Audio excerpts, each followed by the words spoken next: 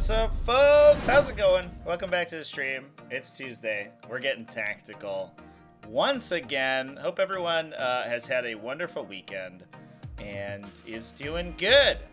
Oh no, we're good. Just kidding. Everything's fine. Pretty big weekend this weekend in terms of 40K. We had tons of huge events, and with that in mind, I do have to begin this stream with a little bit of an apology. I was out all weekend working at a booth at a convention. When I got back on Sunday, I was a little out of it, and my my Monday video was not quite to the same level of quality I think that I normally hold myself to. I missed a couple of larger events that happened over the weekend. I don't think I had my search settings right when I was looking them up on Best Coast pairings, and I glossed right over them. So we're going to talk about those today.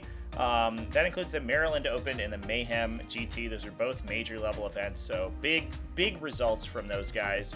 And I think it made the results look a little bit more skewed in favor of Orks when there were large events that were being taken down by not Orks over the course of the weekend. Orks still had a great weekend, certainly the best performing faction of the weekend.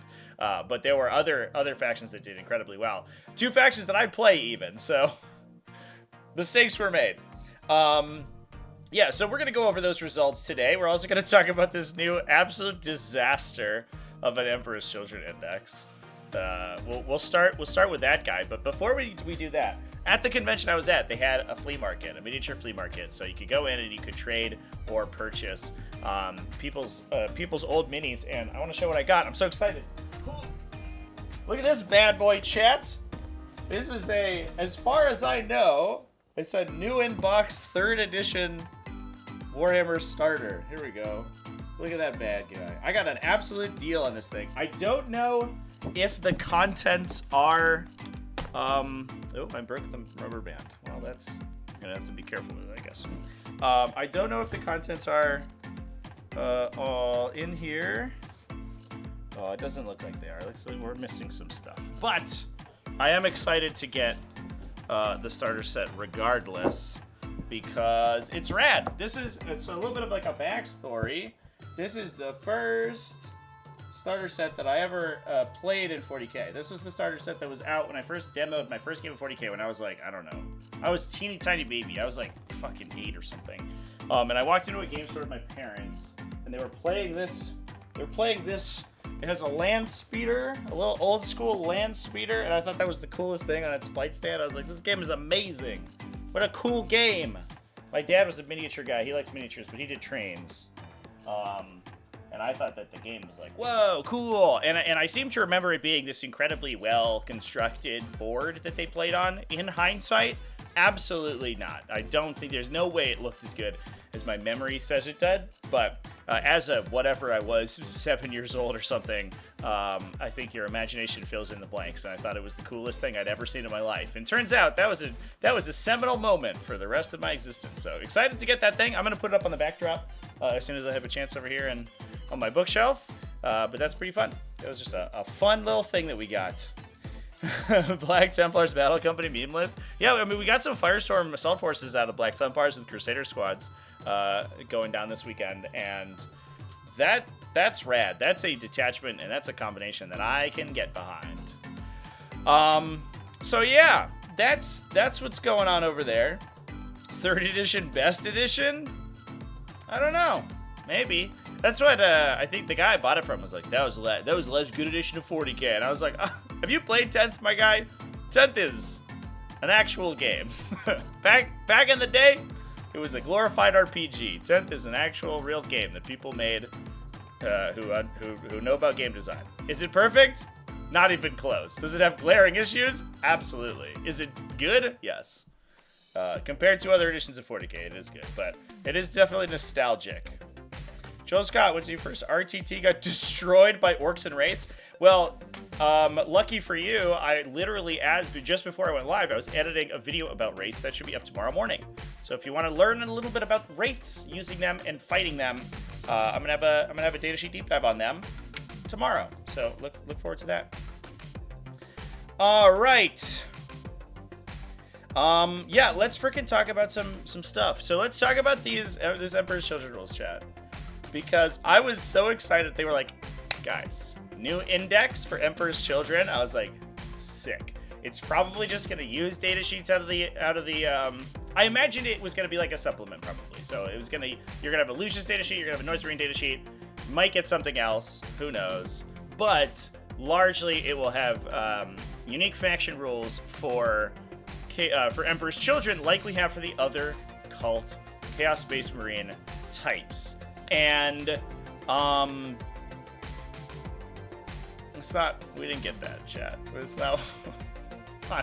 Oh boy, egg on my face. I was wrong. I think that calling this an index is incredibly generous, because if you compare it to all of the other indexes that we've gotten for this edition, all of them have some number of data sheets in them, as well as a single detachment. And that's what I thought we would get.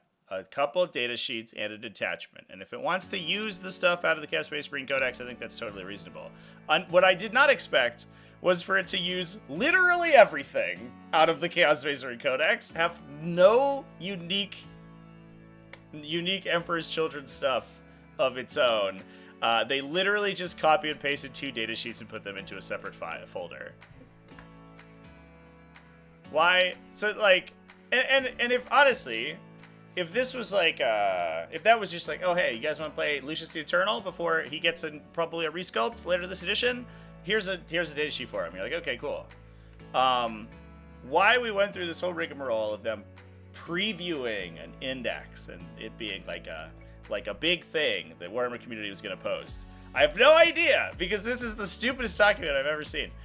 So Emperor's Children, you get to choose the Emperor's Children faction keyword. What a time to be alive. What do you get when you choose the Emperor's Children faction keyword? A bunch of restrictions. You must include Lucius the Eternal. You gain Heretic Astartes, so you're not even actually playing Emperor's Children. You're playing both Emperor's Children and Heretic Astartes. You can include Heretic Astartes units that don't have other Allegiance keywords, so you can't include the other Cult Marines, or like Lords of Skulls, I guess, in your army. You gain the Dark Pact ability as described in the Army Rules page of Chaos Space Marines and are considered to be Heretic Astartes when performing it. You can select the Pact-bound Zealots detachment from the Heretic Astartes Codex. And all of your entire army must be Slaanesh. They have no detachments of their own. And any demon princes that can choose a mark must choose Slaanesh. Yeah, so cool, I guess. I hope that we see a preview for an Emperor's Children in like actual codex. I hope that's the redacted one on their timeline, right? Because this is really bad. This is stupid. Why did we do this? I don't know. Just fucking axe these guys. There's basically no reason to ever play Emperor's Children because it's strictly worse than playing other types of Chaos Space Marines. You get access to Lucius the Eternal, but he must be your warlord. And I guess, like, you could theoretically include other epic heroes, right? But Trevi, it's for flavor. It's for flavor. Okay, sure.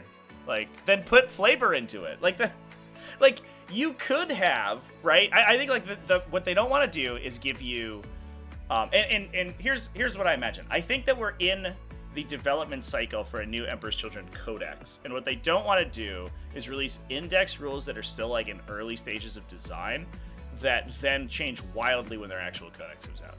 And so I have a sneaky suspicion that's what's going on. But, like, and I don't think what they don't want to do is dedicate significant, like, design resources and time into constructing a full faction out of 2 data sheets and some Chaos Space Marines, right? But, like, anyone in this chat could make an Emperor's Children detachment that's dog shit, right? And if this is, you know, for the flavor of Emperor's Children, you could capture an Emperor's Children flavor in a new detachment that has some interesting ideas, but is ultimately unplayable. Who cares? It doesn't matter, but at least it's content. You know what I mean? And then you could also say, you can play Pax-Bound Zealot, but you have to play Sinesh. And you're like, okay, well now like there's a decision point you have to make. As it stands, you decide whether you want this is sort of Lucius the Eternal, who's okay, I guess. Like, he's fine. Or you want to play an actual Chaos Space Marine army that can play, like, the Renegade Raiders and stuff, which, like, actually good detachments that have, like, infinitely more flexibility and more options. It just feels totally superfluous to me. Hercules disappointed. Yeah. Disappointed. Thanks, Kevin Sorbo. He's a weirdo in real life, but at least Hercules is a classic. We won't legend your models and make them so bad you'll never play with them. Yeah, I mean, they're not even, like, that bad, right? Like, the data sheets themselves aren't terrible. They're just not worth giving up every other part of Heretic Astartes for. You know, you lose access to all of the cool... You lose access, even in Pact-Bound Zealots, right? You lose access to Nurgle units, so you don't get Dark Obscuration. You, lose access to Undivided units, so you don't get Profane Zeal. You get the Advance and Charge Warp Talons and stuff, which is good, don't get me wrong, but I don't think there is much of an argument that the inclusion of Lucius the Eternal and Noise Marines in exchange for all of the other Chaos Marks in that single detachment doesn't make it significantly worse than it would be normally, because most of the power of Pact-Bound Zealots comes from triggering 5-up critical hits for lethal and sustained off of ranged attacks from big, like, punchy units like Devastators, Vindicators, excuse me, and Forge Fiends. It doesn't come from hitting people with 8 2-damage attacks in melee. So, like, I don't know. Like, it's nice that these data sheets still exist in the game, and they didn't get entirely legended. But if I was somebody who was an Emperor's Children fan and I wanted to play Emperor's Children, I would be so put out by this release. Like, I guess it's nice that you got a release at all, but why did we print this? Why? You could just play Emperor's Children and proxy Lucius the Eternal model and put it on a 40 mil base and proxy it as a Chaos Lord, and you would be way better off. You would be so much better off. You just wouldn't get Noise Marines. Oh wait, no, but you can still take Noise Marines, right? Because they're listed as one of the units that you can cross-pollinate over, right? Am I crazy about that? I don't know if my janky Chaos Space Marine Codex has that, but I'm gonna look it up real quick. Has that rule in it? No, it does. So okay, so all you lose is Lucius the Eternal. That's literally the only thing you give up. And I guess these guys are battle line in this detachment, I believe. Oh, no, they're not. Wait. Really? Are they battle line anyway? Huh. Yeah, so there's no reason to play Emperor's Children ever. You lose all your detachments and all of your Chaos Marks and you get Lucius. Oh my god. Oh, they are if Lucius is the Warlord.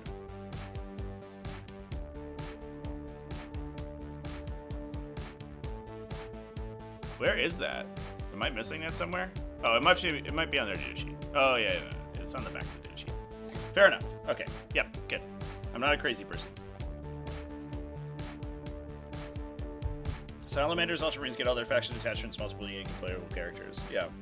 The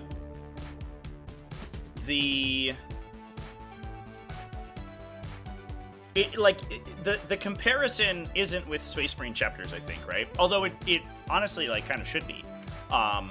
Because that's basically what they did here, is they released a Space Marine chapter keyword, but for Chaos Space Marines, because all it does is use the Chaos Space Marine rules.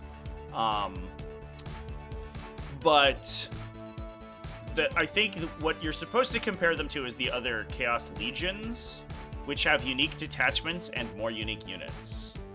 Because this is like, you're taking Emperor's Children overtaking like Thousand Sons, which is just an entirely different army than Chaos Space Marines. And I don't know, it's just bad and stupid. And it makes me sad. I think ultimately it just makes me sad because they could have put this document out instead of instead of previewing it, and I think raising people's expectations, and calling it an index. That is also, I think, highly misleading. They just put out the lowest effort document that I've ever seen in a game. Someone threw this together in an hour and called it good. And then that took like 2 weeks of that got a preview article and then a whole article talking about how cool it is and that you can take battle line Norse Marines and how Lucius has this thing that he's always had. And it just feels like totally performative and kind of shitty, honestly. Like, I don't know. Put any amount of thought into it, and I think it would have been nicer, I guess. But whatever. Like, you know, you can still play Noise Marines, which I guess that's nice. Ugh. Is the title a Red Letter Media reference? Yeah, it's a Mr. Blinky reference for all the OGs in the chat. For all the folks here at the dawning of YouTube. That's a Mr. Blinky reference. Hope the new model of Lucius is even smaller. Yeah, so for those who don't know, by the way, I don't know if he's still on the Games Workshop webpage. But he's currently packaged on a 25mm base. He is not currently on the Games Workshop webpage. Oh, there's a cool one from 30K. This model rules, actually. 30K gets all the cool models. We could talk about the Adeptus Mechanicus models for 30K, I guess, after this. But the 40K version of him comes on a 25mm base currently. So he is minuscule. Most of the characters are on 40s now, compared to a 32mm base infantry unit that they join. Lucius comes on at 25, so he's significantly smaller than any unit that he would join into, which is super funny.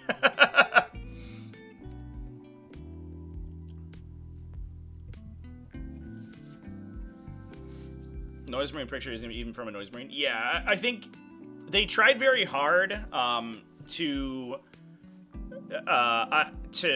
keep off the models that are either outdated and being discontinued or are being resculpted. So, for example, Catachan Jungle Fighters also got the same treatment. They I have their index over here.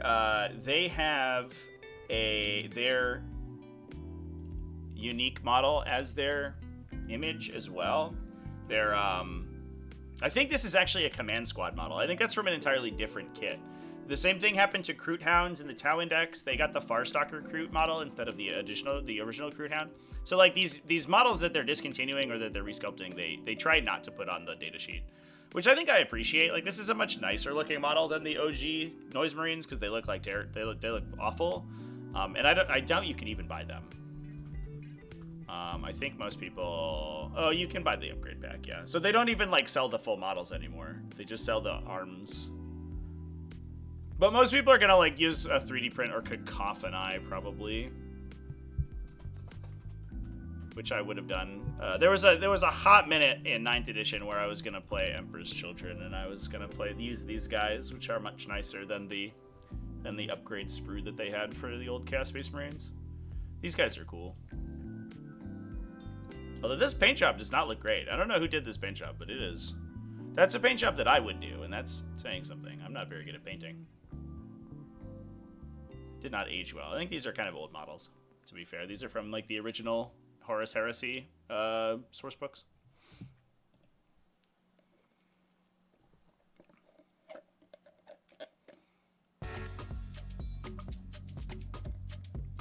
Yeah, Lucius is smaller than a Battle Sister. Yep. It was very funny when we had to, because I think at one point the TTS Battleforge mod for Tabletop Simulator had Lucius scaled at a 32mm base because he just went on the same base as all the other Space Marines, and I don't think they realized that he was supposed to be on a 25. It's supposed to be. I don't think Games Workshop even realizes that he's supposed to be on a 25. They still allow you to play Thunderhawk gunships. They haven't worked out how those guys actually work in tabletop 40K. fun fact, if you put a Thunderhawk gunship on a base, you're technically cheating. But when Ahriman got resculpted in 9th edition, he got a 40 mil base. So he expanded, so you had to scale up your Ahriman to play him. And his model got physically larger than his old Finecast model, so it made sense. But Lucius was on a 32, so you had to shrink him down. And when you compared the two, and oftentimes you would play them both together because they were all Chaos Space Marines, you could play them all in the same army. Back in that was 8th edition, the 8th edition Codex. You could like cross-contaminate all the Chaos sub-factions. And Ahriman was the best Psyker, and Lucius was a crazy buff for Noise Marines, which were insane. So you would take them both together, and Lucius would be tiny because you had to scale him down from his original size, and Ahriman would be enormous because you had to scale him up from his original size. And Lucius would come up to about Ahriman's knee. And there are definitely some VODs on my VOD channel comparing the two in games. It is amazing. It's so funny. The stupid base sizes that these guys were on. Absolutely crazy.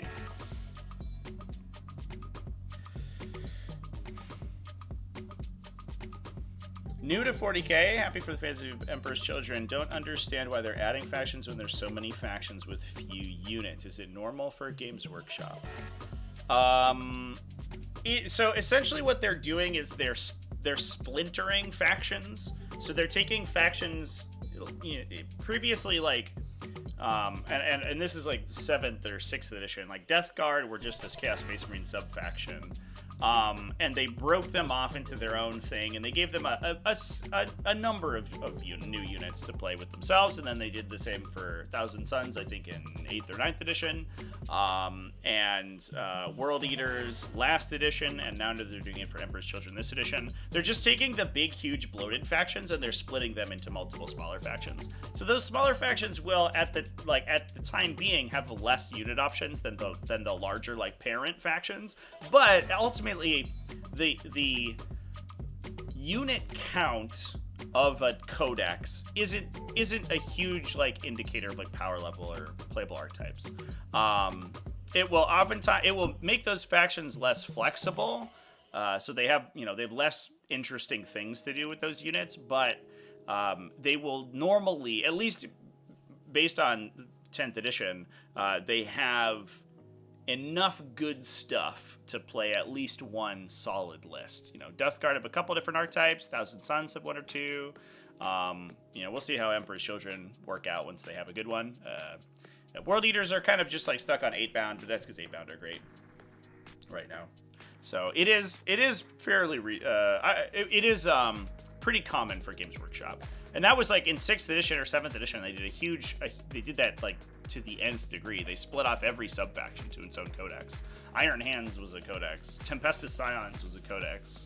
Skitari was a codex. I didn't play in that point, but it sounded like it was an absolute nightmare.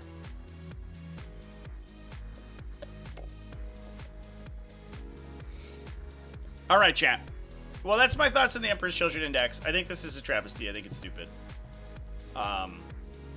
They should have just released like a rule supplement, and I guess that's like basically what this is. But they should have just released Lucius the Eternal and said like for the time being you can just play him in Chaos Space Marines, and called it a supplement. They should have released it like a supplement, like the Space Marine chapters, where you're meant to use him inside the other Chaos Space Marine detachments. This is stupid. This is dumb, and no one's gonna play it unless they're like a real Emperor's Children stan. And if you are, then I'm sorry for you, because you didn't get anything cool or interesting. It is what it is. GW is a model company first and foremost. I think that line's like officially dead. I think that's an old marketing scheme to make you not complain when their rules were bad. I don't believe that that's the case anymore. They're now sort of releasing multiple sets of competitive rules, like mission rules, every year, and I think that you are it's a little silly to not consider those a big moneymaker for the company. I would say like they're maybe they make their majority of their money from models, but I think they're like the old adage that we're models that rules is not correct anymore. Should we take a look at some of these old 30K Mechanicus chat and then bask in how cool they are? I don't know why this slideshow is so big on my screen, but it's very large. Horus Heresy got maybe the coolest Adeptus Mechanicus release I've ever seen. They have these new robot infantry. They're like little tiny baby Cataphron robots, or Castellan robots, excuse me, with different heavy weapons. It's super cool. They got this very like, I don't know, sort of Art Deco, like it's 1960s sci-fi guns, which is like kind of rad. They got some new servitors, which we'll probably see play in 40K, right? Because you could just like proxy them as servitors. Or even Skitari. They have guns. Like you could play them as your Skitari, potentially. Incredibly cool.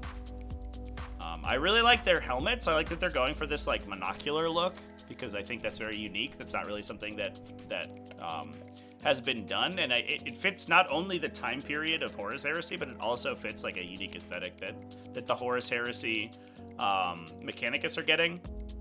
And then they have this style of tank they've done in the past, but I don't know if this one has been a model previously. The guns feel a little tacked on to me, but like ultimately it's very cool. And then they always have this like expanded or this cross section look on their armor plating. They have exposed parts of their machinery, and I think that the in-universe justification is that it reduces weight because they mostly have antomatic like deflector fields, so they don't actually need heavy armor plating on the tank itself because they're gonna be blocked by your shields anyway for the most part. Yeah, they literally have void shields at the top actually, so I don't know what I'm talking about. Of course, they're right there. Look at that. But these models are gorgeous. This one was resin. I know they had some vehicles that looked like this back in the day. I don't think we can go to forgeworld.com anymore. And to be honest, this is where my community. This isn't what I want. To be honest, it is hard to navigate their website. These are Forces of the Cult Mechanicum, I guess.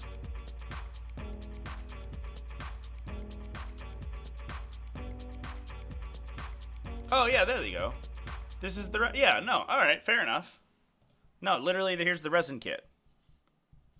The plastic one looks better. The plastic one has more guns. They just added extra guns.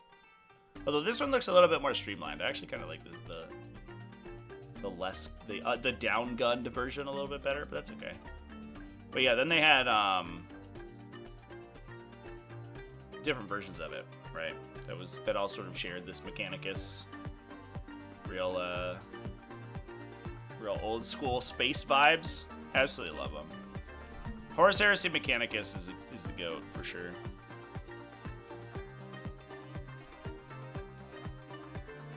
The crested singular eye reminds of cryptic characters. That's a good call out, and that might be intentional to be fair, because like Mechanicus is supposed to have sort of like Necron ties, right? I don't know if that's still canon. It used to be that the Star Dragon was contained within Mars, and that they actually were influenced by him. So they had a lot of like Necron through lines, but I don't know if that's the case anymore. They keep changing the lore so often. It's hard to keep track. So I think these are cooler than the guy on stilts. Somehow I do, chat. Somehow. New robots as well. I don't know what base size these are on, but if they're on the same base size as the Castellan robots, they would be an amazing proxy, because these are gorgeous. Way nicer than the stupid Castellan robots. Look at this gun, chat. This is so cool. I love a good long gun. Although it's going to break immediately for sure. There's no way it doesn't.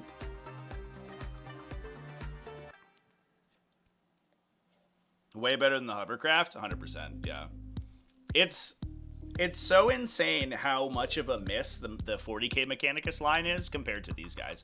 And I don't even think that these guys would look particularly out of place, especially because they have this kind of like old-timey aesthetic, alongside the like Da Vincian aircraft and Taraxi and the Sidonians and stuff like that. They are so much nicer than the current vehicles that Adeptus Mechanicus has that it is a little frustrating. Like every time I see someone rocking a million Scorpius Dune Riders, I guess I don't want to talk ill of the Onager Dune Crawler. I think that guy's actually kind of neat. But I could be playing against this fucking huge robot with a cool gravity gun. And I'm like, aw, that's sad. Now I feel sad. But maybe they're just trying to get people into Horus Heresy. I don't know. But I also think that it's a little... I'm of two minds about it. Because I think it's like... It's a weird and unique response from people within the 40k community to say, hey, how come we can't use these in our game? Because that has never been the case for any other like game system ever, right? There's no other miniature range that like that has the capability to potentially cross-pollinate its models across different like multiple systems. You wouldn't look at it like at the miniatures for, I don't know, a good example. You look at like the X-Wing miniatures and be like, why can't I use those in my games of Legion? And you're like, well, I don't know. It's because they're different games, I guess. I don't know if that's a good example. Maybe like Star Wars and MCP, right? You're like, why can't I use my MCP characters in Star Wars and Star Wars Legion? They're like the same scale. Well, they're different. They're two different games, and these are like within the same time frame, but they are two separate, distinct games. And I do think that Games Workshop is pushing super hard to make them distinct games. But one thing I do appreciate is how much Games Workshop, or the community at least, probably not Games Workshop to be fair, definitely not Games Workshop themselves, but the community encourages like proxying and conversions. So there is still going to be the capability to use these in 40k, just as a crossover like within your own collection. I have 30k Thousand Suns I use in my Thousand Suns army, for example. And there are like I'm sure I'm gonna see these across the table as a Dominus or a Manipulus, because this fucking character is so cool. But I don't know what this guy would be. I don't know how big his base is. Is that like 100 mil? It'd be an onager. He's so tall though. I don't know.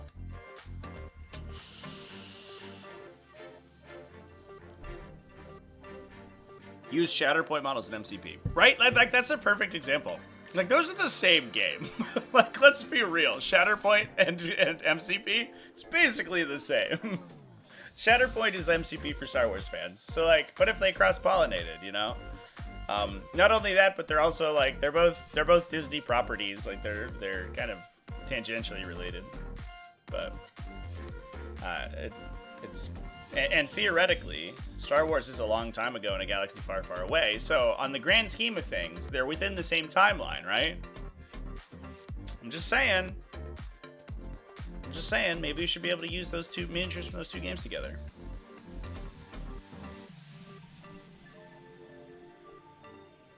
This guy's Redemptor sized. What's he called? This used to be a resin model, right? Because this was a Forge World model. I remember looking at them. The Thanatar Kavas Siege Automata. And I think that people were complaining previously that it never got rule like 40k rules. You see any comparisons with anything? Alright, yeah. So it's like what, 3 or 4 infantry tall? So it's probably like 5 or 6 inches. It's probably this big. Definitely smaller than a knight. You could make a case for that to be an onager, I think. And you would maybe like only use line of sight up to it's like, oh shit, I'm not actually displaying the picture, sorry chat. You could make the case that like you would only use its line of sight up to here or something, or just fudge it, whatever.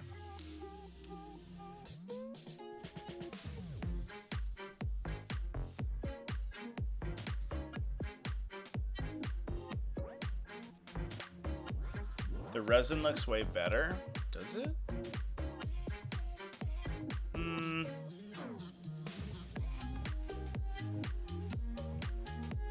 this looks not much nicer.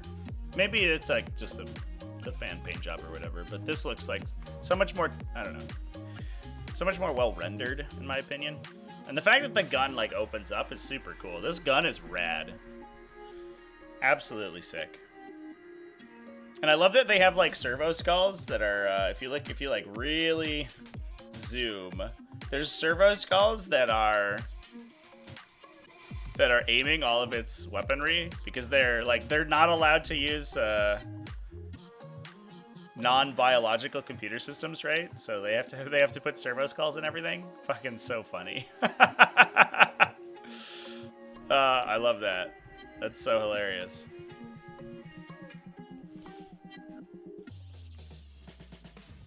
Angle makes it feel thinner. Yeah, well, I think that the problem here is that this image is straight on, right? So you can see like where the joint is. This one, there's still the joint there, but like the connection point is the same. And this one actually even might be a little smaller.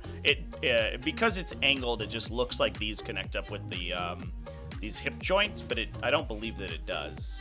That's still independent, so it only has this one little connection point. And that could probably use some additional connections. Like that looks a little flimsy, but it is what it is. Like that's how silly sci-fi robots end up being a lot of times. I don't know where the old official image is yet. I guess we could try to find it. This one.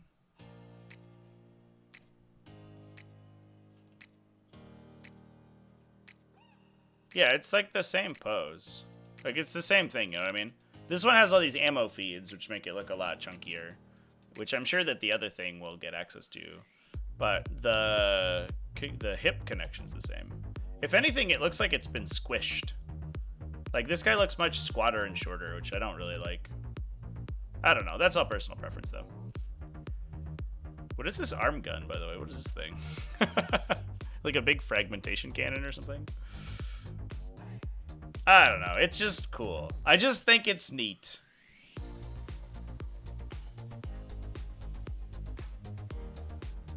That's a melee weapon? This guy?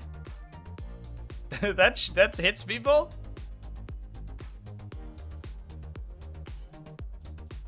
Oh, a graviton ram. All right, that's cool. I love that. Sick. Anyway, chat. Find ways to use these in 40k as proxies. That's my 2 cents about it. And you know what? If only we didn't have true line of sight rules, and then there would be no problem with proxying. If only. If only, if only. Should we talk about some freaking 40k lists, everybody? I think it's time. I think it's time to move over to talk about some big super majors and stuff, because we have some insane results that I totally skipped over this weekend. Chaos Daemons with a win. 1,000 Suns wrecking people. Play boarding action. I don't know if you could use the... What is this called? The Thanatar Calyx Siege Automata in your boarding action games. I think that might be slightly over the points value of boarding action. I don't know. I'm no expert in boarding action, having never played it, but... I have a sneaking suspicion that he might be overpointed. There's an index? An index. An index. There are 2 data sheets in a trench coat. You would board the ship too hard? That'd be cool. I want to see those guys with jetpacks, and they like jetpack over to ships, and then they like graviton ram their way in. That'd be rad. You know what I'm saying? That'd be sweet. Nemesis Dread Knight size. It looks a little smaller, honestly. Nemesis Dread Knights, speaking of which, I have one right here. He's missing his arm. Nemesis Dread Knights are kind of big. They're big boys. They're chunky. He's missing my 3D print. He's a big warsuit, but his arm fell off, so he's in for repairs. Look at that guy. What a Chad. Although this one's got a sword. I should have known that I should have equipped him with a hammer. Mistakes were made. Whoopsies. Did not know that the sword would get nerfed as hard as it did. All right. Let's dive in and talk about some frickin' chaos demons and stuff. Yeah, so Thousand Suns both took down a major this weekend. Like, so funny thing that happened. All of the interesting results. Tyranids, Thousand Suns, Chaos Demons took down the largest events of the weekend. We also saw, obviously, undefeated results from Orks, and Orks did incredibly well this weekend. But they mostly saw success at the smaller events. These big 6-round events with like high caliber players were mostly won by, I would say, Thousand Suns at this point, probably a top tier army. I think they're incredibly well situated for the metagame. But like Tyranids and Chaos Demons, kind of like coming out from left field with a steel chair, a little bit out of the blue, and I love that. And I love that they also did it at the larger event sizes, and that's super cool.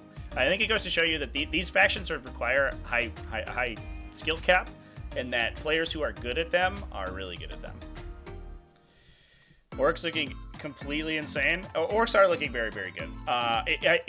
We will probably need to see a change to Orks in the coming data set update. I think that the problem that I guess let's dive into Orks as we're talking about them real quick before we talk about some sweet cast demons, because I'm going to wax philosophical at them. We are probably going to see a change in the next update, and my hope is that in the meantime, their power can be mitigated by good play, because I think that Orks are and this might be a controversial statement, but I think despite the power level that the faction has, I think that they are actually very difficult to play well because they're so melee oriented, and you only have a limited time frame during the game to actually get use out of them against your opponent. And I think that there is going to be a shift in the metagame towards units that are good at preventing Orks from running over you. So we'll see how that ends up. I have high hopes for the community's ability to reorient and fight Orcs, because I do think that they are answerable from a metagame standpoint, because they tend to be kind of one-dimensional. That one dimension, though, they are, I think, the undisputed masters in. If you want to run at your opponent screaming and hit them with an axe, Jesus Christ, are Orks the faction for you? Holy crap. Do I think they'll need an emergency fix because they're too strong? I don't think that. I don't think that that's going to be the case. I do think that they will be like Necrons, where they're edged too high. But I don't think that they're going to be like too strong. That they're going to destroy the game. They're not going to be like Eldar. There's no way. They're too one-dimensional. Almost their entire game plan relies on them disembarking a transport, advancing, and charging into you. That is an eminently answerable game plan. Whether or not you can do that efficiently is the question mark, and it might limit the number of competitive factions at the top of the game. And Orcs' ability to dodge the matchups where they get screened out is probably going to be a big determinant in how well they do at an event, but I don't think that they're going to like absolutely ruin 40k for 6 months or whatever. Screening chaff, indeed, 100%. Yeah, get your Space Marine scouts in there. Get your infiltrator, your scout units in there. Your Catachan jungle fighters. Your fucking 10-man. Your Skitarii Ranger squads. I don't know, all the little idiots that run in front of your opponent's army. That's what you need. Your Von Ryan's Leapers. I want to see a return to Von Ryan's Leapers. Those guys are a nightmare for an Orc player. I don't know how Orcs deal with that unit, besides committing Mega Knobs to the fight pre-Wah. And that's like GG. The game's over at that point. You've just won. If you Wah for a single Mega Knob unit to engage, so it doesn't immediately die to Exocrines, then I don't know. Things are going to go poorly for you. I wonder if there's like a little bit of a metagame. This is a little bit of a side tangent. We're going to talk about Tyranids for a second because I love them. But I wonder if there was a little bit of a metagame consideration with the Gargoyle nerf, because Gargoyles are so brutal to Orcs.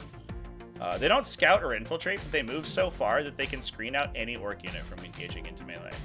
And it doesn't feel like Bully Boys would be nearly... It feels like Bully Boys have the potential to just be run out by Tyranids of all things if Gargoyles were as cheap as they were on release, if they were like 70 points a unit. Maybe that's my tinfoil hat. Mega Knobs need a point fix though? Maybe. I think they could go to 35. Their baseline profile is actually really bad. I think the thing that probably needs point fixes are the characters, if anything. War bosses at 65 are like an absolute steal. Mega Armor War Boss could go to like a 90 or 90 plus. Like their characters are relatively resilient, high impact, and have hugely powerful like leadership abilities. Just like static +1 to hit and stuff is kind of nutty. On units that make like a million billion attacks, +1 to hit is a huge bonus. And I think that those are like that's the true power of those units. So let's talk about this one. This was an undefeated Bully Boys at Mayhem. Michael Mann took a Beast Boss with Ed Stompa. I don't know what that is, chat. Let's look.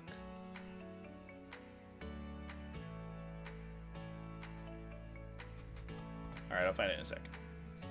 I only remember what the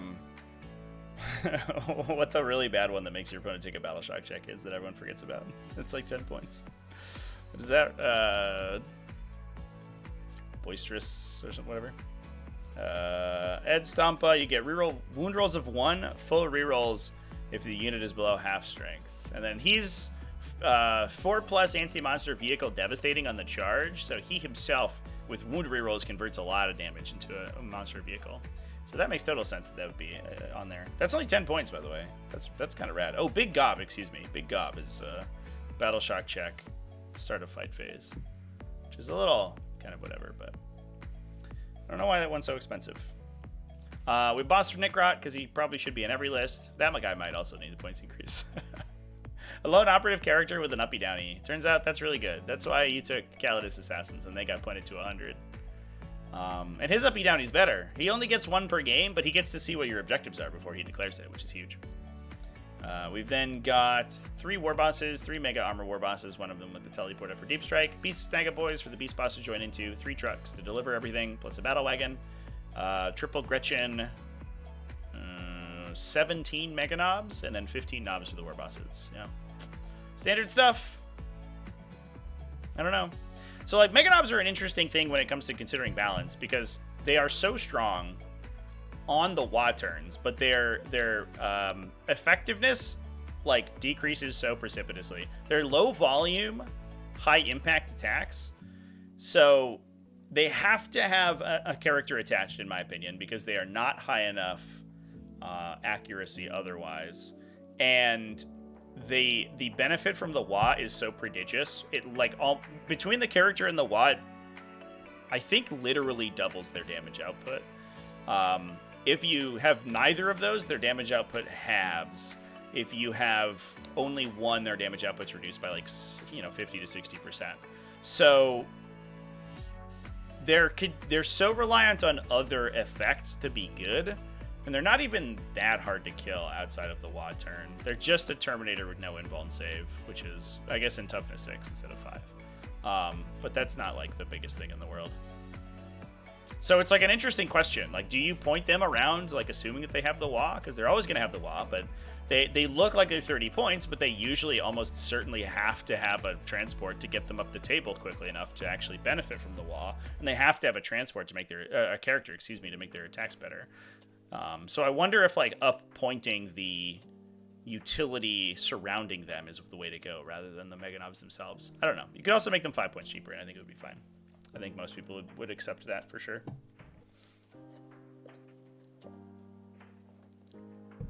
Making them unable to chain WAs, they can't use them on consecutive battle rounds.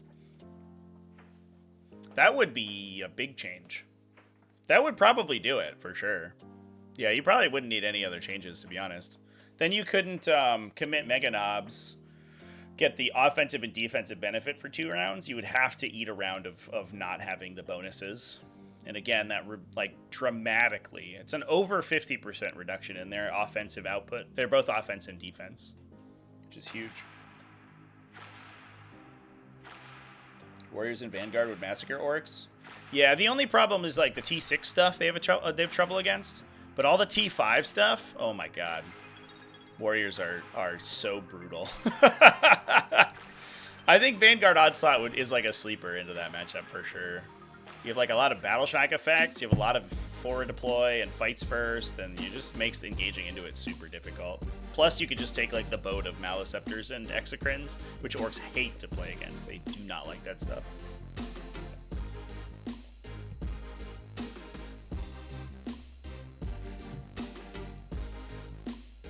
Michael Buckler went 4-1 with 18 Ravenwing bikes.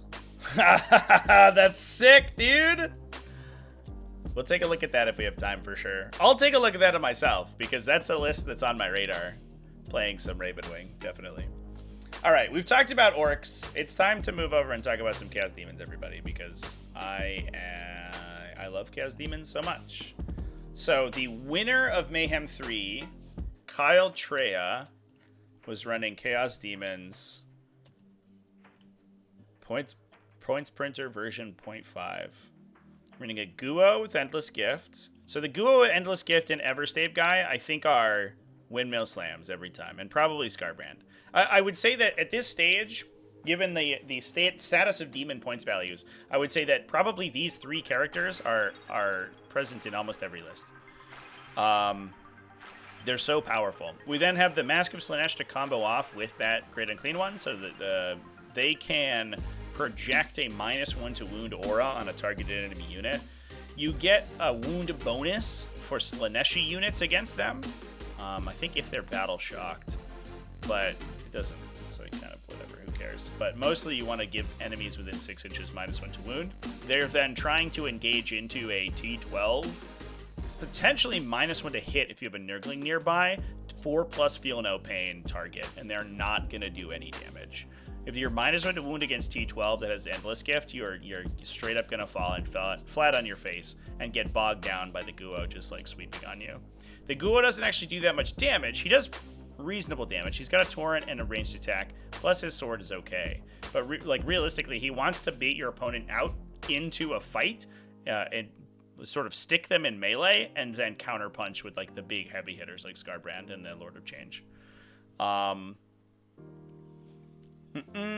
We've also then got some Demonettes, 3 units of Nurglings, and some Plague Bearers. Demonettes are an interesting inclusion. Sort of fast, high OC objective switching infantry.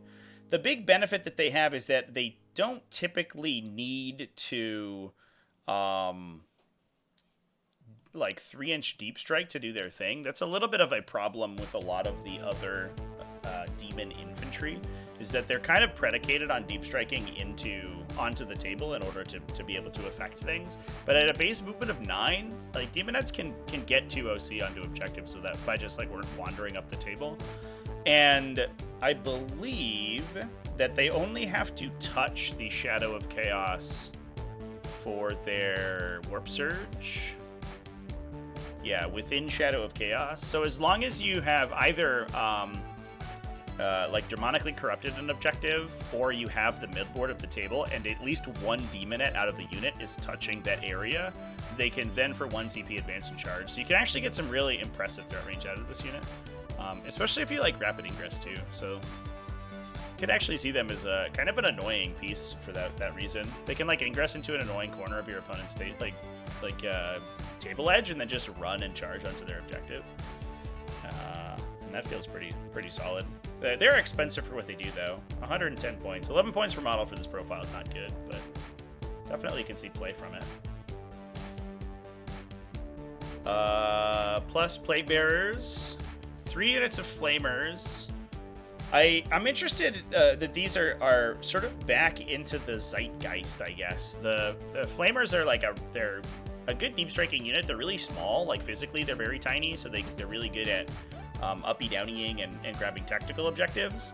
They're also, able to fall back and shoot, and they have a bunch of wounds. 9 wounds with a 4+ invulnerable save for a unit is pretty solid.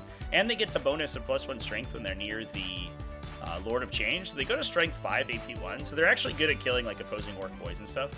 We saw Nick Nadavati at ATC play 18 of these guys, and I'm interested as to whether or not that is an actually good archetype.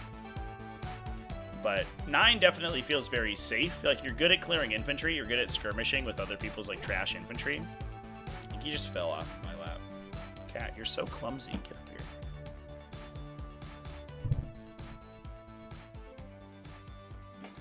There you are, baby girl. I know. Yeah.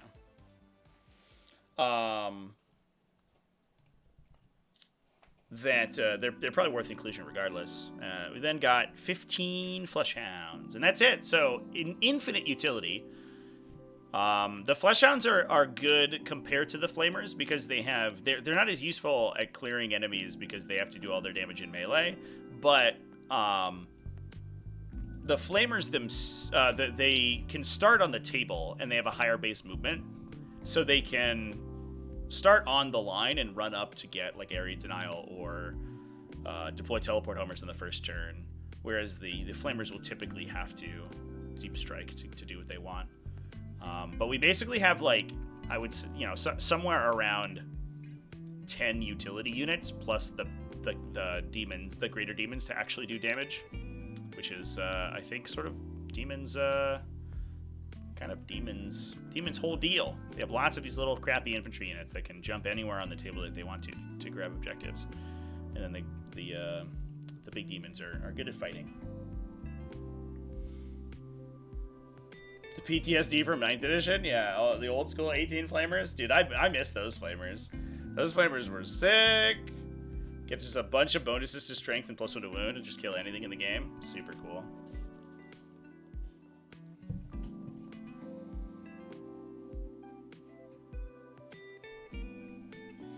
Starting an Emperor's Children army isn't a good idea right now. I mean, you can buy like Chaos Space Marine stuff.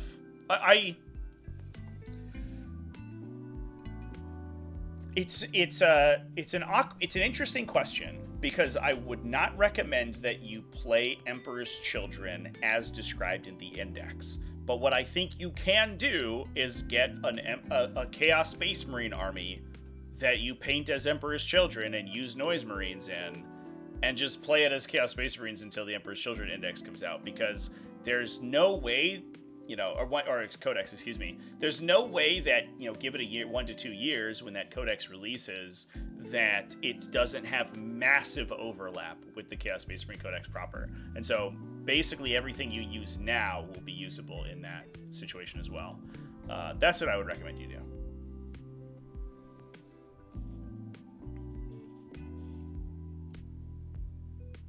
Is there no Karanak? There's no Karanak, chat. Somehow there's no Karanak. The Fleshhounds are good at like fighting like small utility enemy units, but the only times you really want to be actually getting work out of Fleshhounds is if you have like the full Khorne Wombo combo. So you're running like multiple Ren Masters and stuff, and you can supercharge them. Then you use them as like the world's cheapest trading units ever, and you supercharge them into killing anything in the game. That's the secret sauce.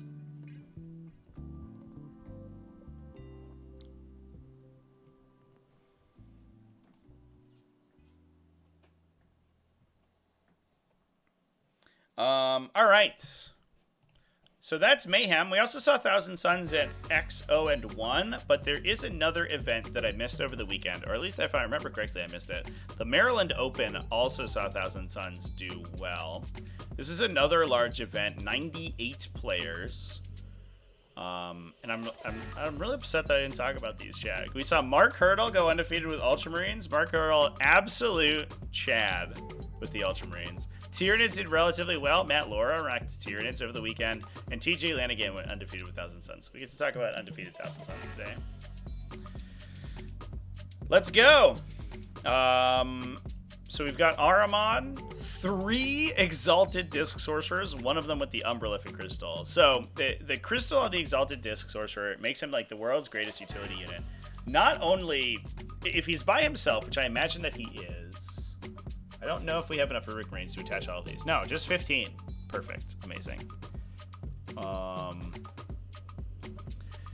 So he's a minuscule unit, absolutely tiny. He's a single 40 mil base model. He can choose to teleport after you see what your secondary objectives are, and then potentially double move him after that, and he's got a base movement of, I'm going to say 12, but it might be 10. I think it's 12. Because all the discs have different movement characteristics, which is bizarre and confusing, but it is what it is. Yeah, he's moving 12. So he's super fast, and can Umbralific Crystal into a position where he can use his Binding Tendrils end of the movement phase and then move into awkward positions as well. So it's almost impossible to not get Binding Tendrils from this guy unless you're in a transport. We then have 2 more Exalted Disc Sorcerers that can, again, act as utility units and Binding Tendrils important enemy units, so they can't move very far. An Infernal Master with an Arcane Vortex, who's almost certainly going to jump into one of those Rubric units. I think that we get the Infernal Master into the small unit and Ahriman into the big unit is what I would expect to see. To act as a little bit of just a big counterpunch. And I don't think that we have any transports for those guys, so they're staying on the table. Interestingly, we don't really have too many like big chunky artillery lists in the metagame right now. The Astra Militarum not doing so hot. Post their additional nerf, even though like their direct fire shooting got buffed, but their indirect fire got nerfed again. So we don't see them too much. We get a little bit of it out of Eldari, but they're not super widely seen.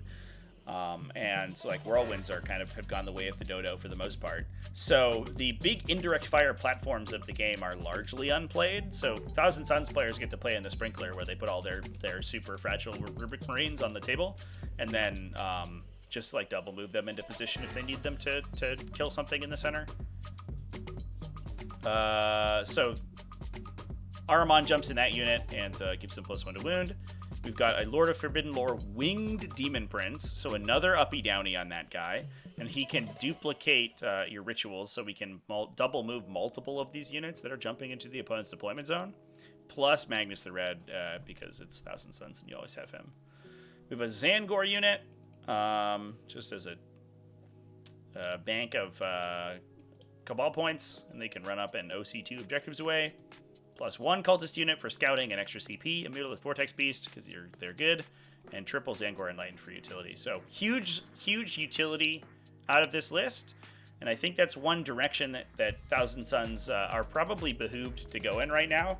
They have such a good profile at killing basically anything in the metagame currently that they don't really need to lean into like getting huge value out of the Rubric Marines.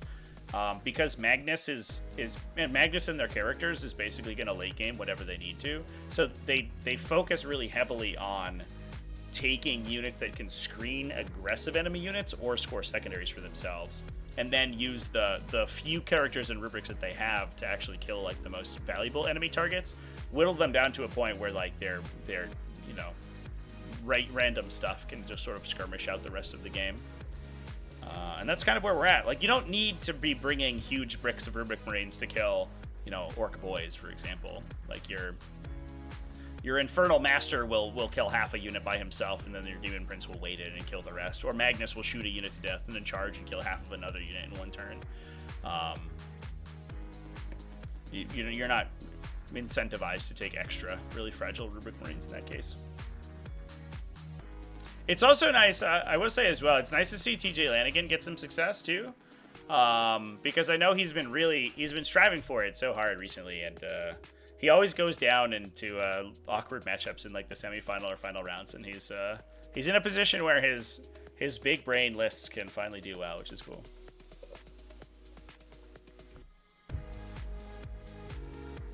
How would you play the small characters into triple Dark Reapers? That's cool. That's a good question, chat.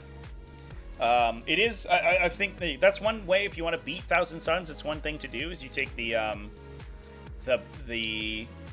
take solid anti-infantry indirect fire. The thing with the Dark Reapers is that only one of their guns is indirect, and it's only 1 damage if I remember correctly. So what most likely happens is that Ahriman strategic reserves in that case, and then looks for a position where he can come off the table edge and double move, or you wait until the Dark Reapers are in a position where they're going to get killed by your indirect fire or your Umbralific Crystal guy, and then you rapid ingress him onto the table. Yeah, so their Tempest Launcher is only 1 damage, 2d6 shots, so it likely doesn't kill more than... It's averaging like 8 shots against a 5-man, hitting on 3s and wounding on 4s, so it's probably only killing like maybe 2 rubrics on a good day. So you definitely don't want the big unit to get like launched into oblivion. So I think that you just strategic reserve them, and then because you can double move out of strategic reserve, you can still get use out of them. That's typically how you played them into the situations where artillery was really, really popular. The other thing is that I lost my list. The other thing is that if artillery comes back as an answer to Thousand Suns, they can go back into Rhinos. And it makes the Thousand Suns army way worse because they have less Cabal points to play with, but it keeps the rubrics alive until they can get work done, which is good. Plus, Rhinos are always good, right? You're never sad that you have a Rhino. You're like, oh no, I have this really cheap, high resilience utility unit that's going to go do objectives for me. This sucks. I hate it. Wah.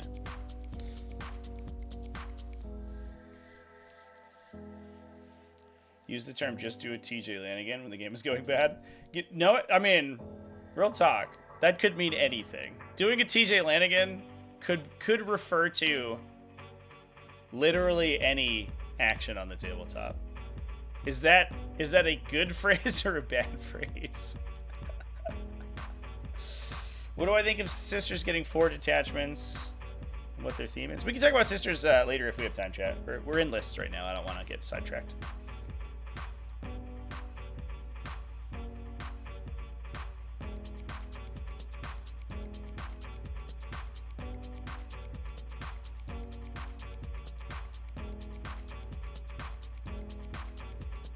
Oh, just cheat? Yeah. Yeah, I do want to like point out, I think it's important, especially because I made a lot of content on TJ Lanigan, like when his whole controversy went down like 2 years ago. He is, I think, the success story when it comes to,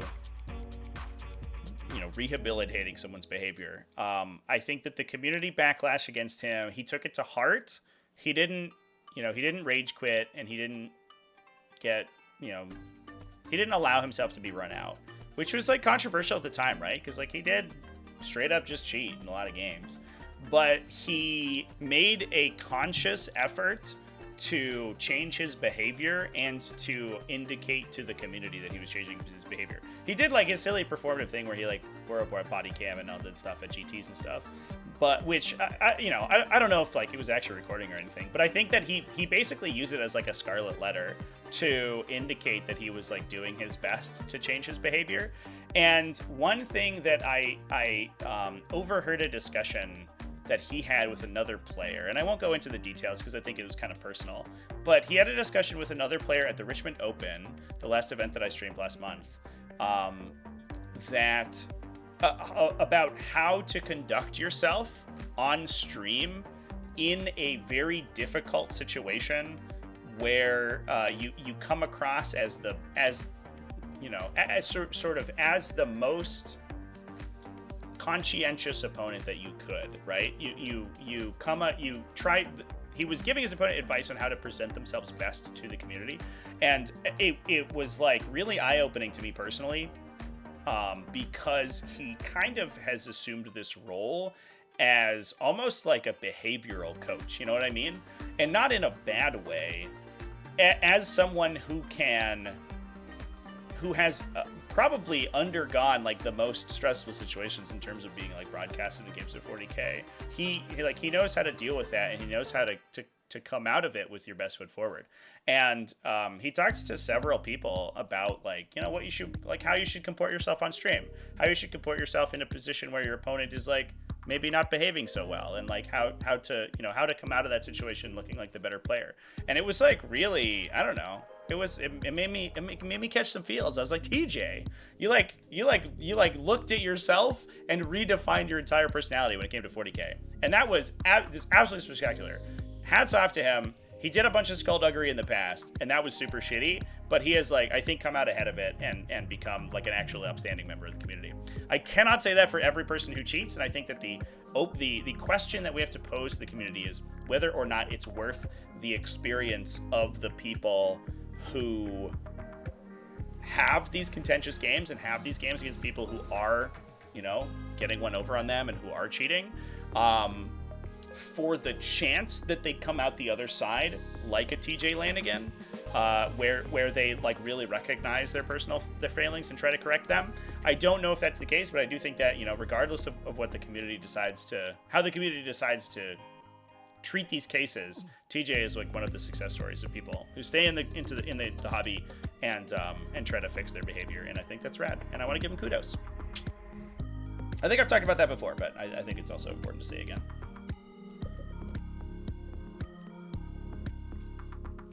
Better to rehabilitate than to segregate? Yeah, I mean, to some extent. And I will say as well that I don't think, like, not every person is capable of that. And, like, we have to ask ourselves, like, if you were playing at a GT, you know, would you be comfortable playing against potentially multiple people? And I'm not going to say that GTs are like this. Don't get me wrong. The number of people who cheat in 40K, at least intentionally and to the extent that, you know, that some of these, like, infamous players have is in the fractions of a percentile. But you know, would you be comfortable with playing against people like that in GTs for the chance that they could rehabilitate themselves? I don't know. You know, maybe I'm like a weak person. I don't know if I would be, but I think that in the cases where people have come back around, that's really cool. And that's not the only instance of that happening. But for every one of those, there are 2 or 3 people who did not go through the same process. So, I don't know. I don't know what the answer is. I'm not here as an arbiter of justice. I'm just here telling you what's going on. Seen TJ winning and been scoffing? Yeah, no, like, real talk, if you're at an event with him, like, just listen to how he comports himself with other players, right? And watch his games. Like, I think he's totally reformed himself and his perspective on the game and winning. And I think in a so much healthier way. And yeah, it's been really, like, eye-opening to see, honestly. Just be a mad lad, call out everything. Yeah, it's like, but the tough part is in those instances, like, it's easy. And some, you know, as someone who's played against people like that in the past, right? It's easy to say, like, oh, we'll just call them on their shit. And you're like, yeah, but that's so stressful, right? You have to be the babysitter of another adult human being for 3 hours, and you have to watch every single thing that they do, and you have to constantly, and like, they're gonna machine gun facts at you and dice rolls and stuff like that, and you have to be able to catch them on all of them. And that is so stressful. It makes, and part of the reason that, like, people who are trying to, you know, cheat at or mind game you do that is that if you are trying to catch them on it, it makes you play the game worse, because you suddenly have moved a significant portion of your cognitive capacity to catching them when they try to get one over on you. And it's hard. It's, like, physically difficult to do, and it sucks. And I'll do it if somebody's, like, just straight up telling me garbage, but I don't want to have to do it, and that's the problem. You know, this is a game that we play for enjoyment, and if somebody is putting their own enjoyment over that of everyone else at the tournament, where they say, well, it doesn't matter if they're having a shitty time because I have the chance to win, do we want those people in the community? I don't know. I don't know what the answer to that question is, because it just makes every game that they, you know, even if every single person, 5 people over 6 rounds or whatever, have to constantly call them on their stuff, it ruins the games for all of those people. All 6 of those people are having a terrible time. I don't know, chat. Mentally exhausting. Exactly. I mean, it's great when you catch them. When you know, somebody's trying to do a chicanery on you and you catch them. Like, it feels good, right? But, like, you have to do that, you know, whatever, 15 times over the course of a game. It just ruins the experience. I want to play a good game with someone who's good. All right, let's talk about some Ultramarines, chat. I'm done talking about cheaters and rehabilitation. Let's talk about some frickin' Land Raiders. Mark Hurdle over here with the Gladius Task Force Ultramarines. We saw him at Richmond play triple Land Raider, I think, and I think he's back to his old tricks.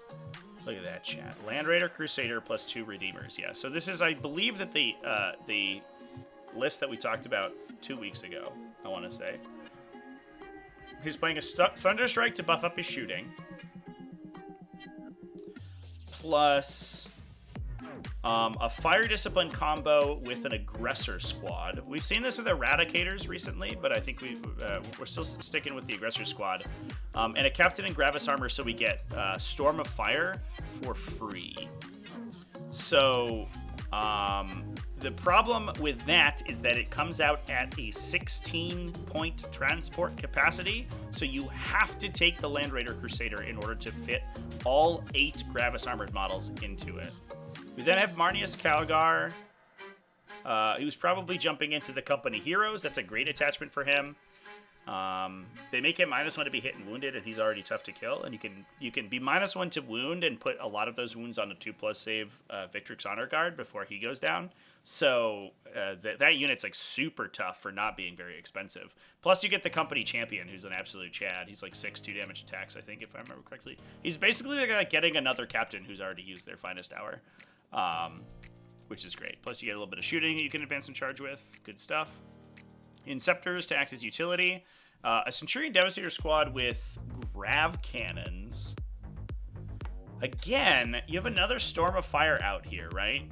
So, like, the problem with the grav cannons is that they're high functionality. They're 3 damage AP1 against vehicles. But if I remember correctly, the Centurion Devastators get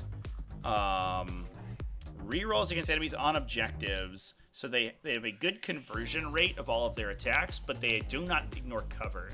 Yeah, so targeting an enemy vehicle on attacks, they're firing their missile launchers, so D3 damage to strength 9 weapons.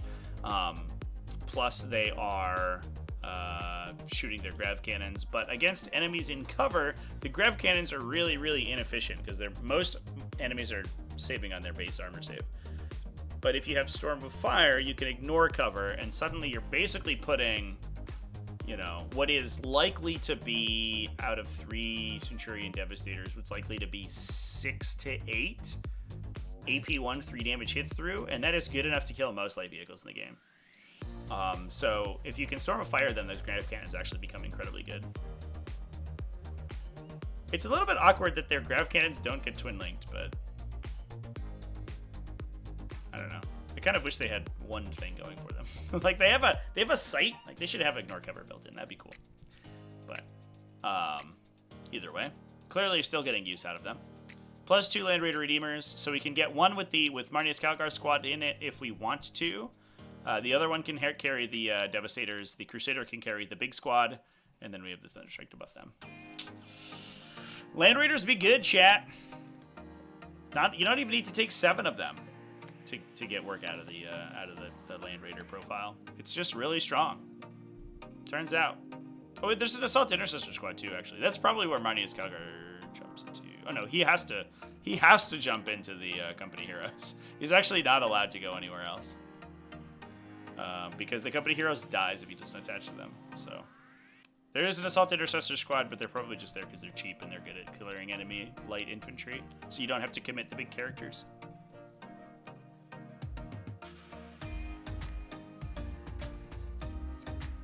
Land Raider has the best lore for why it is called that.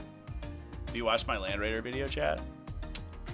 You should go watch my Land Raider video if you haven't already. All right, it's time for Tyranid Talk. It's the Triple T, Tyranid Talk time. Let's talk about Matt Laura playing Vanguard Onslaught to a 5-1 record at this event. That's nuts. That's absolutely crazy. I love Vanguard Onslaught, and Matt Laura's a Chad.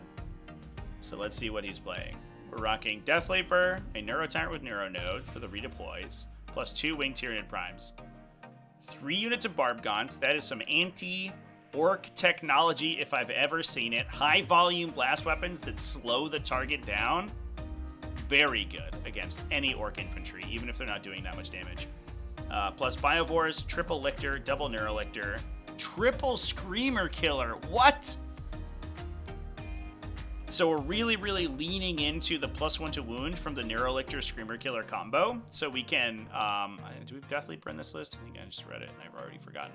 We do. So we could potentially stack -1 leadership from Death Leaper, plus -1 leadership from the Screamer Killer's gun, and force a Battle Shock check on the target. If they fail, they're affected by the Neurolictor aura, so -1 to hit and +1 to be wounded. You then get the Tyranid Warriors in there. You can give them +1 to hit with Surprise Assault, which additionally forces another Battle Shock check, which could potentially also, if they haven't already been Battle Shock them. To give them +1 to hit, so they're sustained 1 thanks to the Tyranid Prime, hitting on 2s, then wounding on probably 4s or 5s, full rerolls because their weapons are twin linked, and they'll just like hand you 30 or so AP2 saves. They're absolute cleavers for like lightly armored stuff. If they're winning on 4s, you're gonna be dead. If they're winning on 5s, you might survive. 6s, they get a little bit tough, but unless your defensive stats are really good, the Tyranid Prime Tyranid Warriors are absolutely nuts. Then we have a big Zoanthrope squad. So the Von Ryan Leapers are in here because they have infiltration, and they're stealthy. So in matchups like World Eaters without a lot of guns, or matchups like Orks where your opponent is focused really heavily on melee attacks and on really aggressive pushes, the Von Ryan's Leapers can, with 6 of them, they can string themselves out across your opponent's deployment zone if they don't get screened out by other infiltrators. And if your opponent's only way to reliably deal with them, because like Orks are hitting them on 6s with most of their attacks in shooting, for example, so they're not really going to kill too many in shooting. If their only way to reliably deal with them is charging, things get really awkward because the Von Ryans fight first. And with their 6 attacks each, so you're fighting 36 potentially hitting on 2s, strength 5 attacks. They will clip out Orc Boy squad, no problem. So if you put a bunch of Orc Boys into them and they swing first, there's a non-zero chance that you'll lose the unit instead of them losing a unit. So they're a nightmare for those aggressive melee units to deal with. The Zoanthropes as well can Seated Brood to turn 1 Strategic Reserve onto the table because they treat the battle round as 1 higher. I believe. I'm going to double check that though. I think I look this up every time I talk about the stratagem, but they can start in Strategic Reserve if you don't have a Hive Tyrant to move them around, which we don't. The problem with them is that they're so slow that they're really easy to counter position because their angles of attack are really easy to pre-measure. They don't have Assault, they're move 5 like idiots, but you can pay a CP to treat the battle round number as 1 higher than it currently is. So you can put them in Strategic Reserve and drop a CP to bring them out of Strategic Reserve turn 1. And just laser cannon something like off the table that your opponent maybe wasn't necessarily expecting. They also, a little bit of interesting synergy with the Screamer Killers, the Neurothrope in the unit has an aura that drains mortal wounds if you fail Battle Shock checks. So the Screamer Killers being able to shoot a unit and force Battle Shock can then deal additional damage if the Neurothrope is nearby. So there's situations where they get up close to a really tanky unit, and the Screamer Killers, do the Death Star laser beam and combine all their bioplasma together, and then just rip it for whatever damage they do, plus 3d3 mortal wounds. And that might also be in addition to Neurolictors forcing leadership checks, and the Death Leaper forcing leadership checks, and the Neuro Tyrant getting it as well. So you can just absolutely laser cannon someone with the mortal wounds if you get that online. It's very difficult to do, but in some instances, if your opponent gets way too aggressive with a heavily armored unit, you could just kill them with the drain effect, which is kind of cool.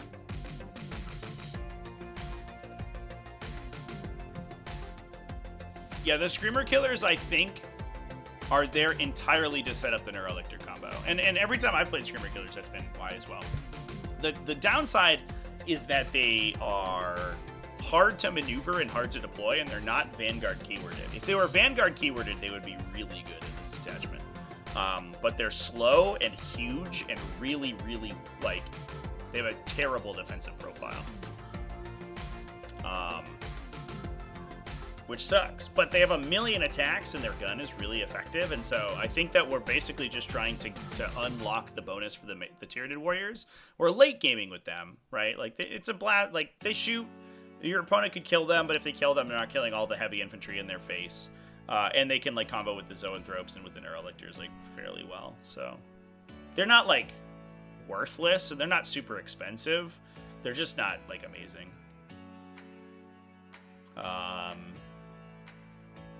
They definitely do feel better in numbers though, because you can force your opponent to fail the Battle Shock check.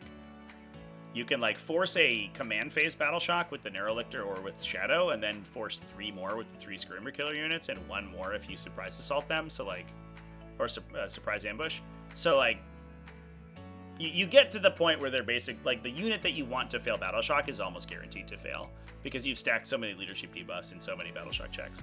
It's not perfectly guaranteed, but it's a very, very high chance that they will.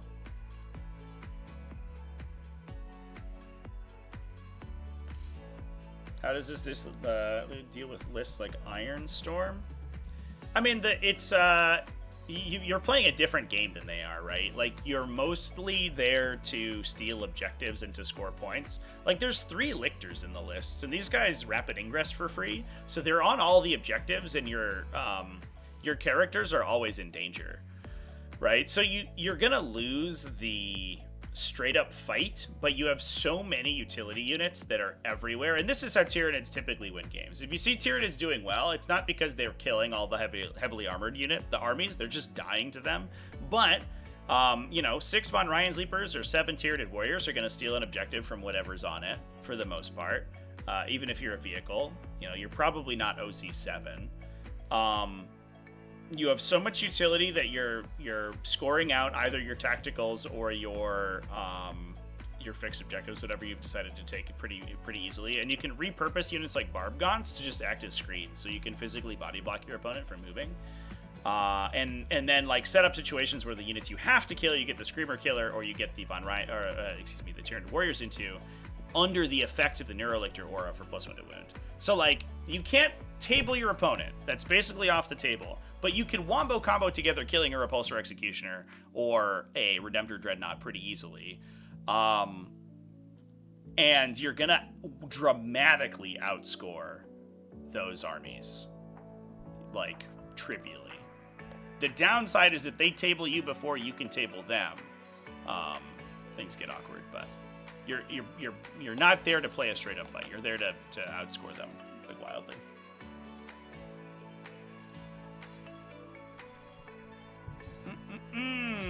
All right, chat.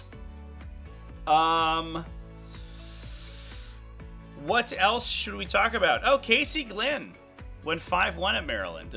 Casey's you've probably watched, if you watch my live streams for my live stream games, you've almost certainly watched Casey on stream. He's a local player, so he plays in all the GTs and stuff up here. Good for him. Holy shit. That's wild. I didn't know that he went 5-1. Congratulations to him. Damn. All right, sick. We've got a absolute killer of a metagame up here, by the way, chat. I think we'll go to an RTT and get like multiple of the LVO top 16 playing in an RTT, which is kind of wild. Can you surprise attack for free with the Tyrant? You cannot. Because it targets both a friendly and an enemy unit, both units need to be affected by the same rule that gives you the free strat, and the Tyrant only targets your own models within 12.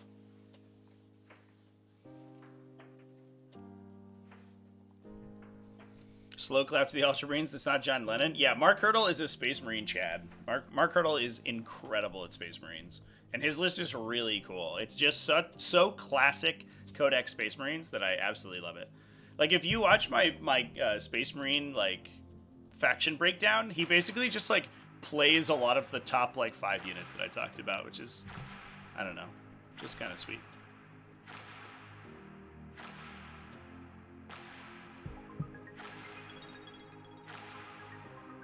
Why not run as assimilation with Parasite? No need to rush the lictors, giving the opponent high buff units. Well, you lose surprise assault. You lose threat range. You basically you almost certainly. I think you're the melee warrior squads are a 0 to 1 inclusion without Vanguard Onslaught. I don't think you would ever take more than 1 outside Vanguard Onslaught. They're so slow. But Vanguard Onslaught gives them advanced charge, so they actually become relatively fast. It's just like it's so difficult to engage with multiple of them if you don't have the Vanguard Onslaught detachment. Plus, there's you'd have to totally rebuild the list because there are no assimilator units in. There's no harvester units in there. Like, you would have to cut stuff in order to take harvesters. It would just be an entirely different list. I think assimilation is like dramatically just different from a compositional standpoint.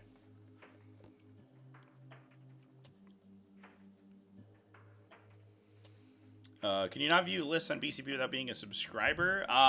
You cannot view lists for events that are not either sponsored or ongoing, I believe is how it works.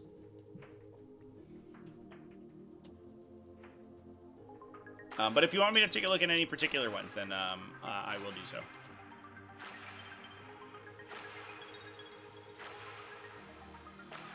So cringe. I mean, they gotta make money somehow. I mean, it is what it is, right? They don't really make that. They don't really make much from like ticket sales because a lot of people use their ticketing systems outside of their own, and they don't make much from that anyway. So they need to give some benefits to subscribing. Sisters detachment time. Yeah, we can talk about the sisters detachments. They were not on Warhammer Community, right? They were discussed at a on another thing, right? On an interview.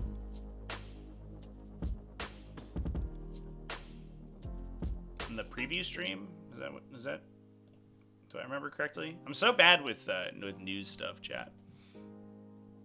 So they have the new Canoness, which is very reminiscent of the Space Marine Captain in Jump Pack. Like, he has a couple weapon options, a couple head options. Cool model either way. I think he's rad. Or she, excuse me. There's also a respirator model. Ooh, cool. Where's the helmet, though? Give me a cool helmet with, like, a halo or something. Either way. Head options are sweet.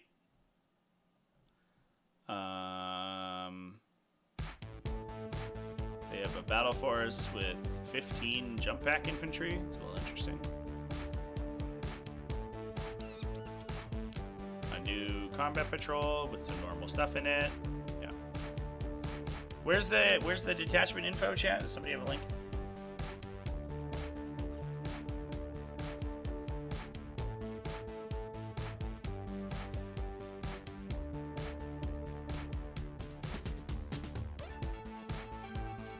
To be fair, the Warriors and Zone Throps very rarely get to reanimate from Assimilation Swarm, in my opinion, or in my experience, because they're fucking dead. Assimilation Swarm works most often as like either healing monsters or as like a threat saturation kind of deal. But those Warriors, they commit and then they're immediately dead. They're a one-hit wonder for the most part.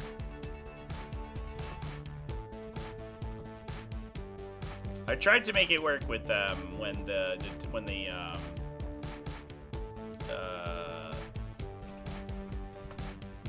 Codex first came out, but I don't know, it was not amazing. All right, here's I found a summary, chat, on Reddit. They're keeping the index detachment, which is good because the index detachment is sweet. I really disliked the codexes that would cut out or dramatically redesign their index detachments because it felt like at the very least you have a baseline of power level from the index, but the like totally reforming it gives you the opportunity to like, you know, make it dramatically worse. And I think the poster child for that is like the Custodes Codex, right? Where like they're like, hey, we're redesigning Shield House from the ground up. It's totally different now and does entirely different things because we found it had too much overlap with Null Maidens and with Talons of the Emperor. And you're like, okay, but it sucks now. So we basically just have one less detachment than we did previously. We can't like keep our existing technology. We have to recreate technology based on worse detachments because you like spread out the power level. And a couple codexes like the Tau Codex, they took the mechanics of the index detachment and then split it apart into multiple different indexes. And it's just like bizarre. I really don't like that sort of ethos.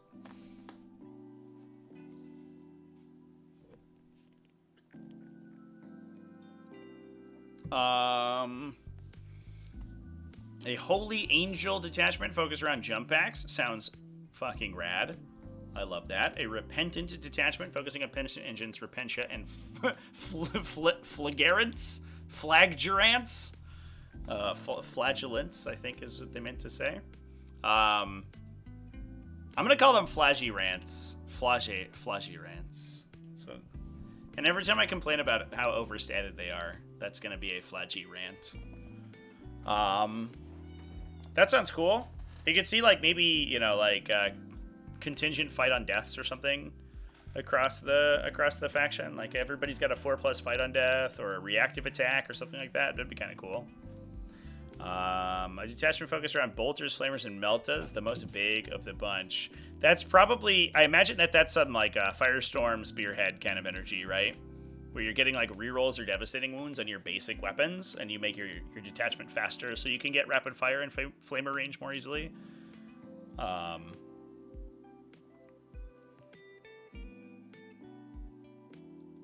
That I'm probably the most excited about that one because one thing that I love is making use of like little guns to kill big stuff.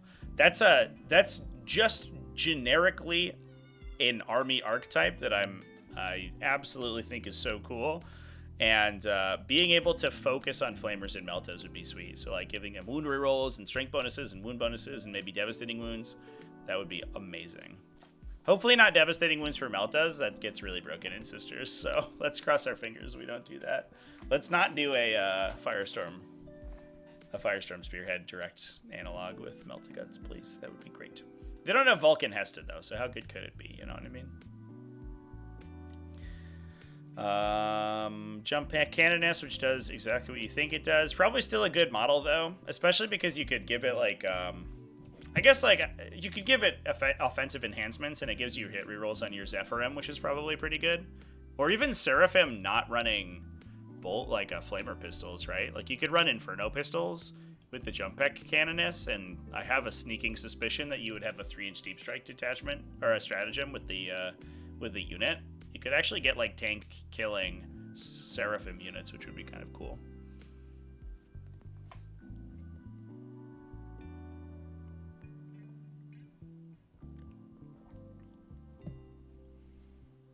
Hate how you can't choose to just keep using the index. I mean, that's fine. That is what it is. It is, the weird thing is that, like, if you go to Warhammer Community, the indexes are just still there.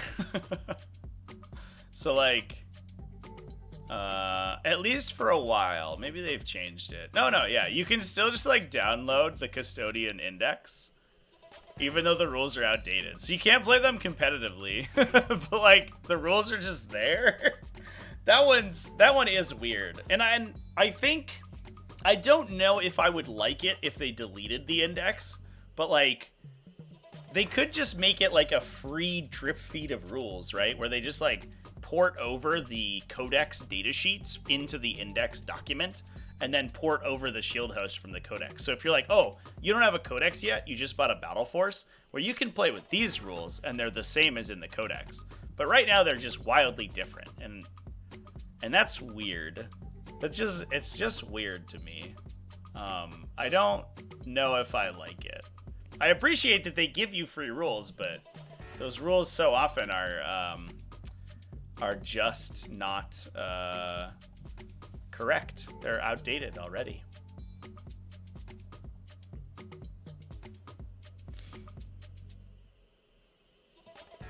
Tau Codex screams we ran out of ideas. Yeah, maybe. I actually kind of want to play Tau, which I always say. I even told myself that when I bought all of these Tau models that sit here, acting as a gorgeous backdrop to my live streams. But I think I have more interest in Tau than I have since probably their 9th edition Codex came out. Their 9th edition Codex looked interesting, but then it was like a very apparently super broken. So like, it's less exciting. And broken in like a boring way. Broken in like a you just shoot people to death with broadsides way, not like an interesting wombo combo way. But the new 10th edition Codex is actually kind of cool and probably requires like some level of skill to win with, which is what you want out of Tau.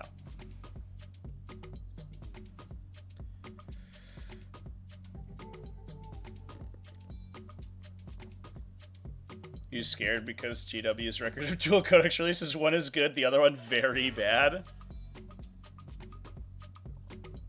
That is literally true, right? I mean, I guess the last duel was Tau. No. It was Custodes and...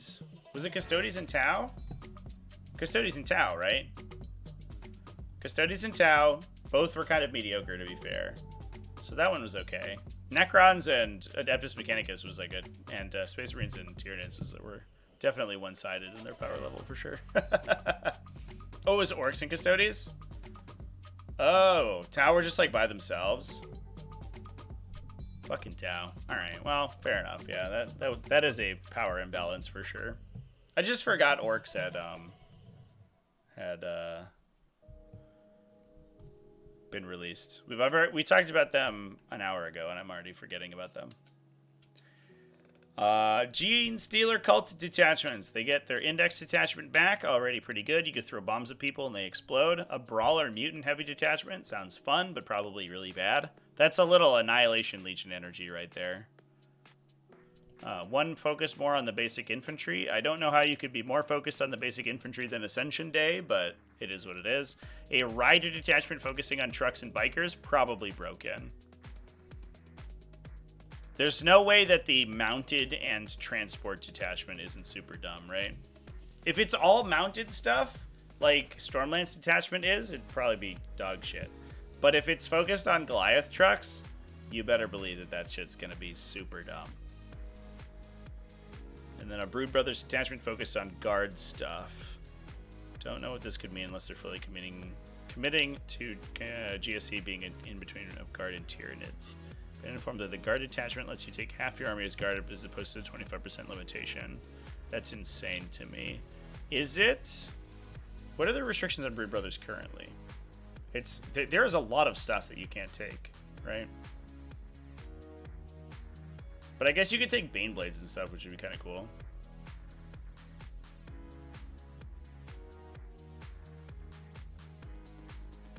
I've entirely lost my Cheese Soda Color Index. Nope, there it is.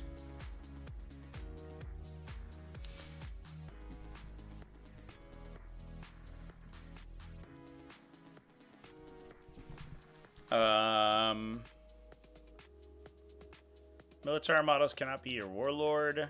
Cannot be given enhancements. You cannot include Epic Hero, Ogren, Ratling, Tempestus, Commissar, Preacher, Engine Seer, Servitors, Aircraft. Interestingly, and I got this wrong in a discussion recently. I was like, oh, I don't think you could take Khazarkana as a Brood Brother, but you definitely can, because I was thinking of Tempestus. If you could take Tempestus Scions, that would be sweet. But I guess you get like Death Corps of Krieg and Catachin Jungle Fighters and like Psychers, I guess, and Khazarkan squads. And I guess like the big thing is you could take the big tanks, right? So if you had any sort of buff for them and you could take a bunch of tanks followed up by deep striking like GSE infantry, that would probably be okay.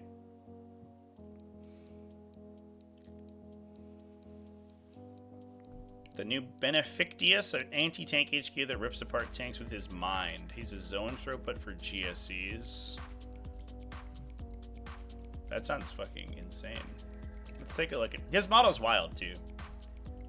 He's just a big brain boy. You can definitely see the zoanthrope influence for sure, because he just looks like he's got a zoanthrope on his head.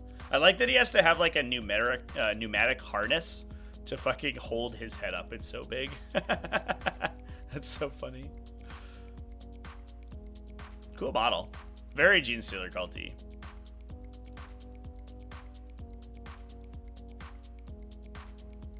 Focuses the psychic energies of the Brewmine into beams of raw telekinetic force. Rival a las cannon for sheer destructive power. So we got a D6+1 damage psychic attack. Let's go. The shockwaves of these impacts carry the echoes of the Broodmine's telepathy, forcing it nearby enemies to recoil from rays of psychic horror and hallucination. So he probably forces a battle shock check on whatever he shoots at, I imagine. Is this new art? This is nice looking. It's a cool premise.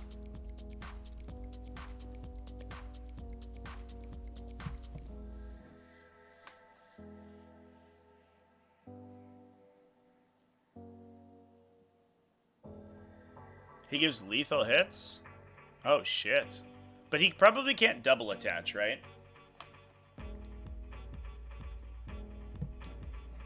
That would be like, That'd be a little silly with a Primus, I think. Right? If you're just firing, like, mass quantities of attacks from a Neophyte squad with rerolls and lethals, that would be kind of dumb.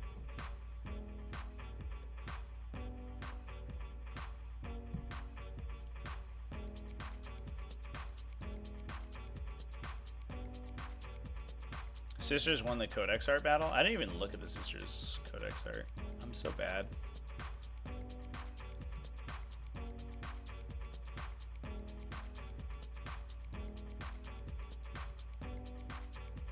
Ah, boring. No.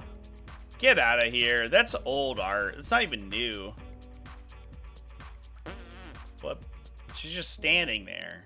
This guy's like, he's gonna fucking grab you. This dude is just he's a villain from an MCU movie. Like, he has a really bad plan to save the universe from hunger or something. No, this is way better. This is way nicer art than the Sisters Codex. Yeah.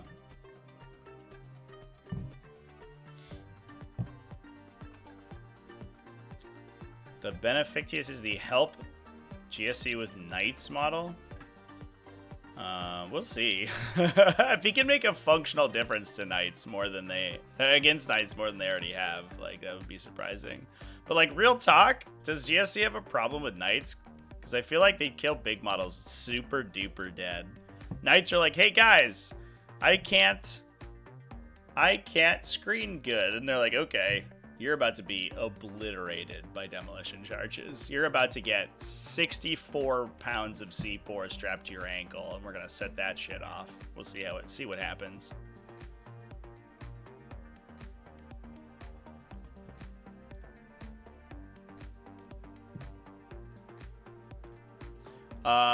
He's also got like a kind of a funny little staff. He's got a little gene stealer on his stick. That's cute. Look at that guy.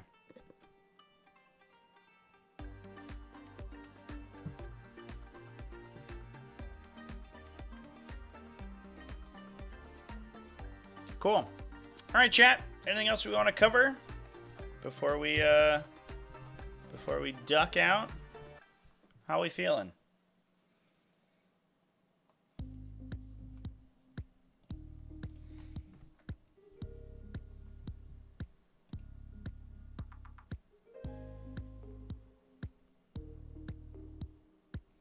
Dude stole an extra chromosome. Yeah. Those genes, they be getting stoled. The new mission pack? Yeah, I'm excited to see how it works. Like, I don't know how I feel about the secret missions. I feel like there's a potential that they could be a little bit too, I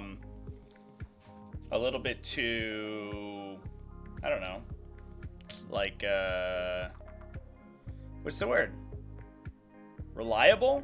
But on the flip side, it will be nice to get new missions for sure. And hopefully they take some of the existing missions and fix up the problems with them. Also, a condensed action mechanic. Oh, please God, that sounds amazing. Let's go.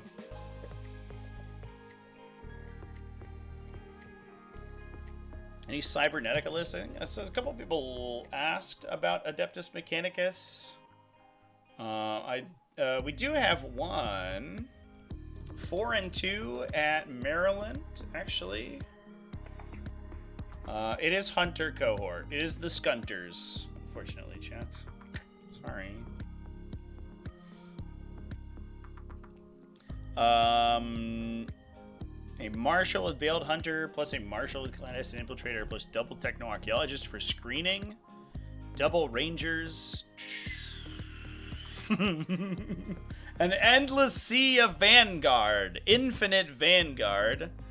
Plus 2x5 Taraxi Skystalkers. 10 Sterilizers, 10 Sterilizers, 10 Sterilizers. Raiders, Sicarian Infiltrators, Rust Stalkers. Oh my god.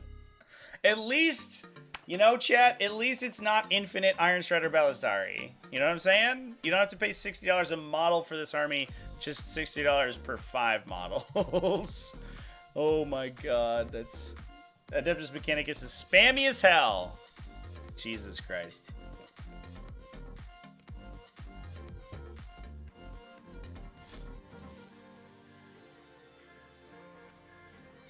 Yeah.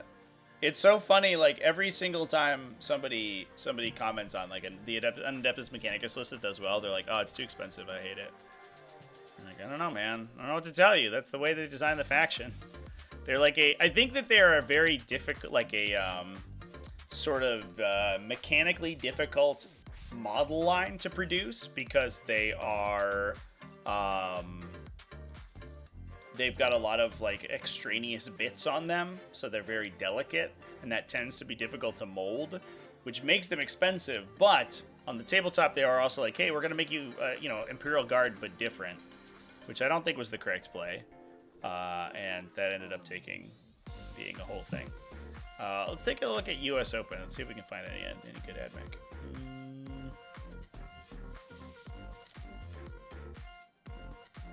Not towards the top.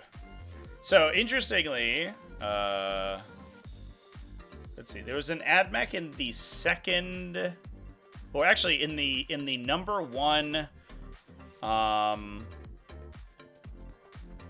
bracket. They call these brackets. So that was the word I was looking for. It was also the Scunter cohort. This one looks like it probably had a Breacher squad in it. Yeah, big Breacher squad. So this one's less model count, but higher impact. A bunch of Sidonian Dragoons in this one. So he went 3-1, got to the first bracket, so top 16, and then lost 3 out of 4 of his games. Rip. But that's like probably emblematic of why they use the bracket system to begin with, because it means that even if you aren't playing the greatest faction in the world, if you get good matches in the first 4 rounds, you could potentially make top 16. It's a little annoying though that like Josh Archer over here, and this is why I don't like the bracket system, to be clear, chat. Josh Archer over here went 3-1, made second bracket, won all 4 of his bracket, like post-cutoff games. Same with Sebastian Flores Diaz. With Astra Militarum, 3-1, won every single bracket game, literally could not go higher than someone who went 4-2 drop. Because Thomas Greer won his first 4 games, so he was automatically placed into the number 1 bracket, so he could never place lower than 16th. So he got to just like go home and do whatever he wanted to, and was guaranteed top 16. Whereas I guarantee you, these people playing less powerful, like, you know, more aged factions, worked their fucking asses off to go 7-1 and could not place higher than him. I really don't like that system. I think that these people should be rewarded for their hard work and all of the time that they put into learning difficult factions. And the person who took a new codex, won 4 games, then lost all of the other ones and dropped should not be placed as highly as them. But it is what it is. That's just personal preference. And US Open has decided that they want to do a different thing. So whatever.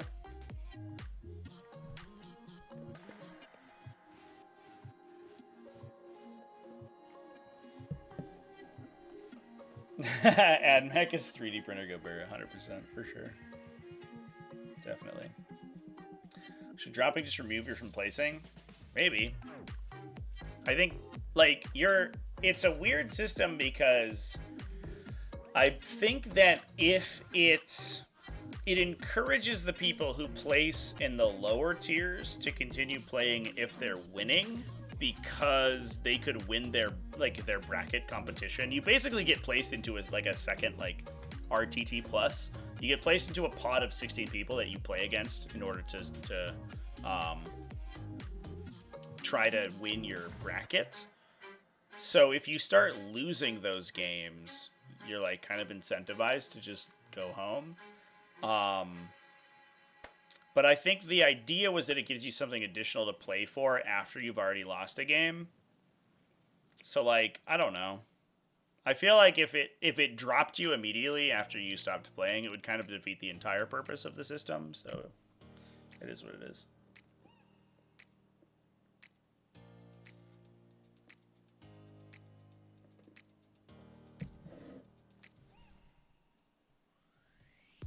Any dread mob do well? I'm not sure. It's tough to see specific detachments, chat. I can see the factions, but I'd have to go into every single list to see detachments, which is really tough. Very time consuming, so. If I haven't found one specifically, then I'm not going to look through every single orc list.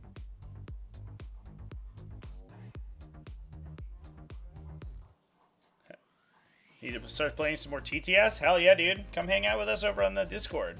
We are TTS fiends over there. We love spicy lists. We love spicies. Play tournament 40k games for fun? No, that's the way to be. Tournament 40k games exist as a like, you know, it's like a thought experiment, you know. Oh, by the way, I didn't even talk about this on stream. And before we jump off, I can go through it. I did play an RTT 2 weeks ago, the week before last, which I posted about on my Instagram. So you can see my Instagram chat at TacticalTortoise TV. TacticalTortoise was taken, unfortunately, but I made this a couple weeks ago to post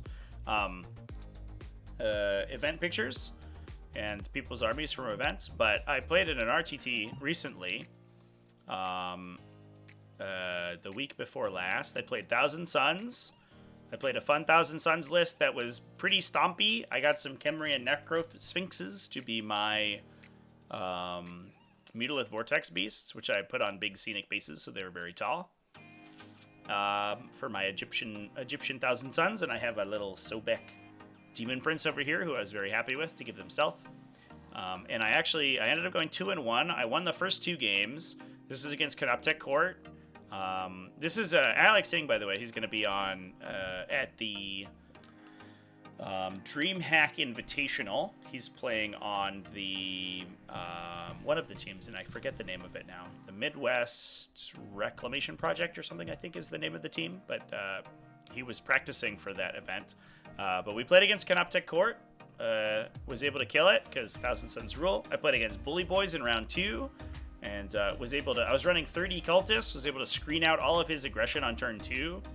And basically, like, keep him in his deployment zone for an extra turn, and Magnus, like, slowly attritioned his army down to the point where he couldn't really get into my deployment zone anymore. And then final round, I actually played against Sam Pope. So this is Sam Pope playing Synaptic Nexus, and he just won USO Dallas. And I went first, and as you can see with all these little cultists in my opponent's deployment zone, I locked him in. He wasn't able to score anything, but I had 2 really bad rounds of attacking. This Norn Assimilator over here, Norn Emissary, excuse me, made a bunch of invulnerable saves, and I rolled real trash attacks between Magnus and the Mutalith Vortex Beast, my Forge Fiend, and a couple other things attacking it. Left it on 1 wound, charged it with the Vortex Beast, flubbed, and it killed the Vortex Beast in the swing back. Wounding on 5s into a 5+ invulnerable save, or 5+ feel no pain. It killed it. I was like, what the fuck?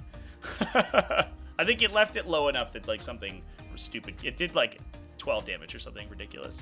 Ended up losing that game by 1 point. My opponent had this Exocrine right here.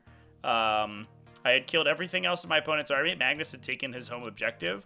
This Exocrine right here had to move onto the center objective to hold it for the 5 points at the end of the game, and Sam had to roll its 8-up leadership chest to win the game. If he failed, he likely would have lost by 4 or 5 points. But he won by 1 because he made the leadership check, so super duper tight game. And he made the comment, the reason I thought about it is he made the comment, he was like, at the end of the game, he was like, dude, this is one of the games that you come to RTTs to play because, like, it's super tough and really cerebral, and I totally vibed with that take. I was like, that was a sick game. And that's why you play competitive 40k. You want to play the best and coolest games ever.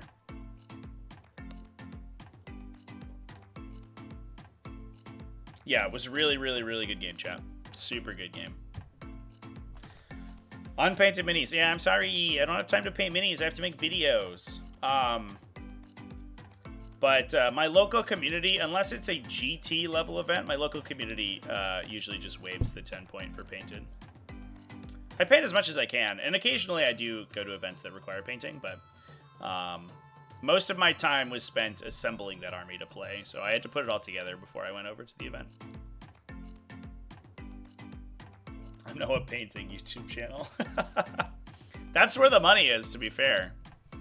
Either painting or lore. I made the mistake of talking about tactics and rules, and people don't like that, so it is what it is. I should be talking about painting if I wanted to actually make a living. I've done painting streams over on Twitch, but nobody shows up for them, so I stopped doing it. It takes a lot because I have to take my whole streaming setup and I have to like reposition all the cameras and move everything around. It's like an extra hour or two of work to just set it up for painting. It's like a whole thing. But if people want to do a painting day, I'd I don't know, work it out if I have time. It's just tough finding the time.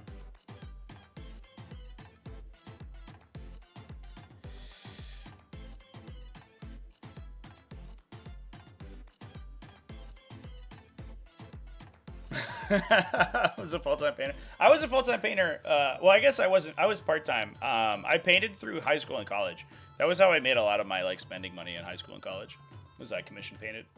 I was much better at painting, I think, in high school than I am now. I would put myself as decidedly above average, I guess, in painting, but I had a lot more time to dedicate to practicing when I was in school.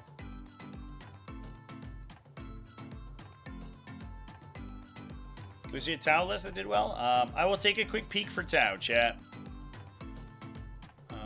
See if we can find a nice new Tau list. We did talk about Tau a lot last week because they were being used in a couple of events, so I didn't pull aside too many new Tau lists to look through.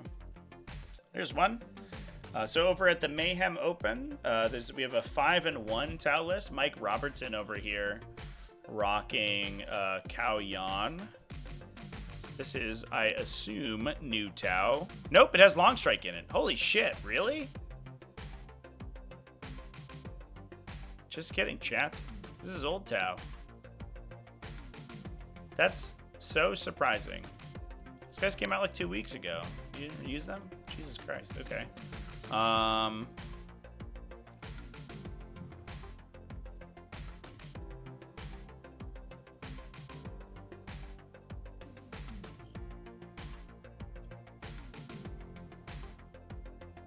I have bad news, chat.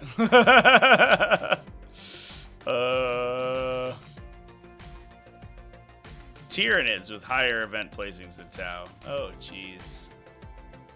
Tau Codex isn't that bad, right?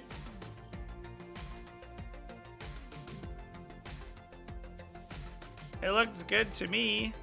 All right, here's a 3 and 2. Ben Freeman. Ben Freeman, save us. Hey, Retaliation, the retail battle suits. They're here to process your monetary transactions and exchange money for goods and services at some sort of established storefront. Okay, Commander Farsight, Commander Shadowsun, double Cold Star commanders, one of them with the prototype weapon system, so he gets to choose weapon keywords to give himself. Eternal Grenade Racks for the other one, so he gets a grenade keyword and gets a bombing run ability. Starflare Ignition System on an Enforcer battlesuit makes sense because he doesn't really need the same level of speed as the Cold Stars have because they're so much faster. They give you +2 movement and assault in all your weapons. Kind of a flavor fail, though. You'd think that the Cold Stars would have the uppy-downy enhancement, but it is what it is. A Fire Knife team with missile pods. A Star Scythe team with flamers. A Sunforge team with fusions. Another Sunforge team with fusions. Pathfinder squad for spotting. 1, 2, 3 Riptide battlesuits. 1, 2, 3 stealth battlesuits. I think that's basically what we would expect from a Retaliation cadre.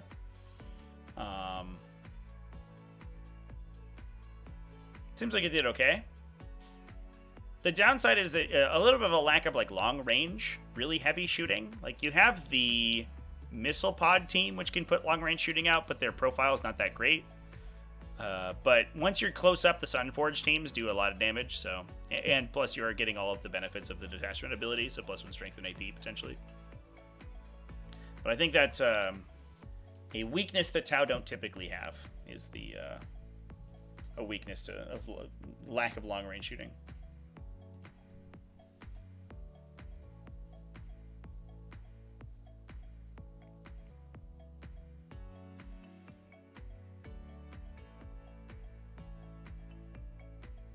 Town, one of the worst armies in the game. That's so interesting.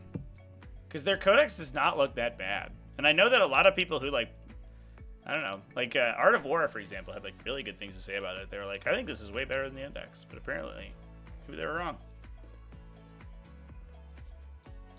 But Skull went 3-0 at a local event as Retaliation Cadre. Hell yeah, dude. Congratulations. Does it make sense to make an anti-psyker list? Or are there not that many in the meta? I don't think it's worth, like, making a list specifically to defeat psychers. As a little bit of an additional bonus, it's nice. Like, if you have a weapon that's devastating anti-psyker, you're like, oh, sometimes I get a bonus with it. But focusing the entirety of the list to defeat psychic attacks and psychic units is probably not worth it.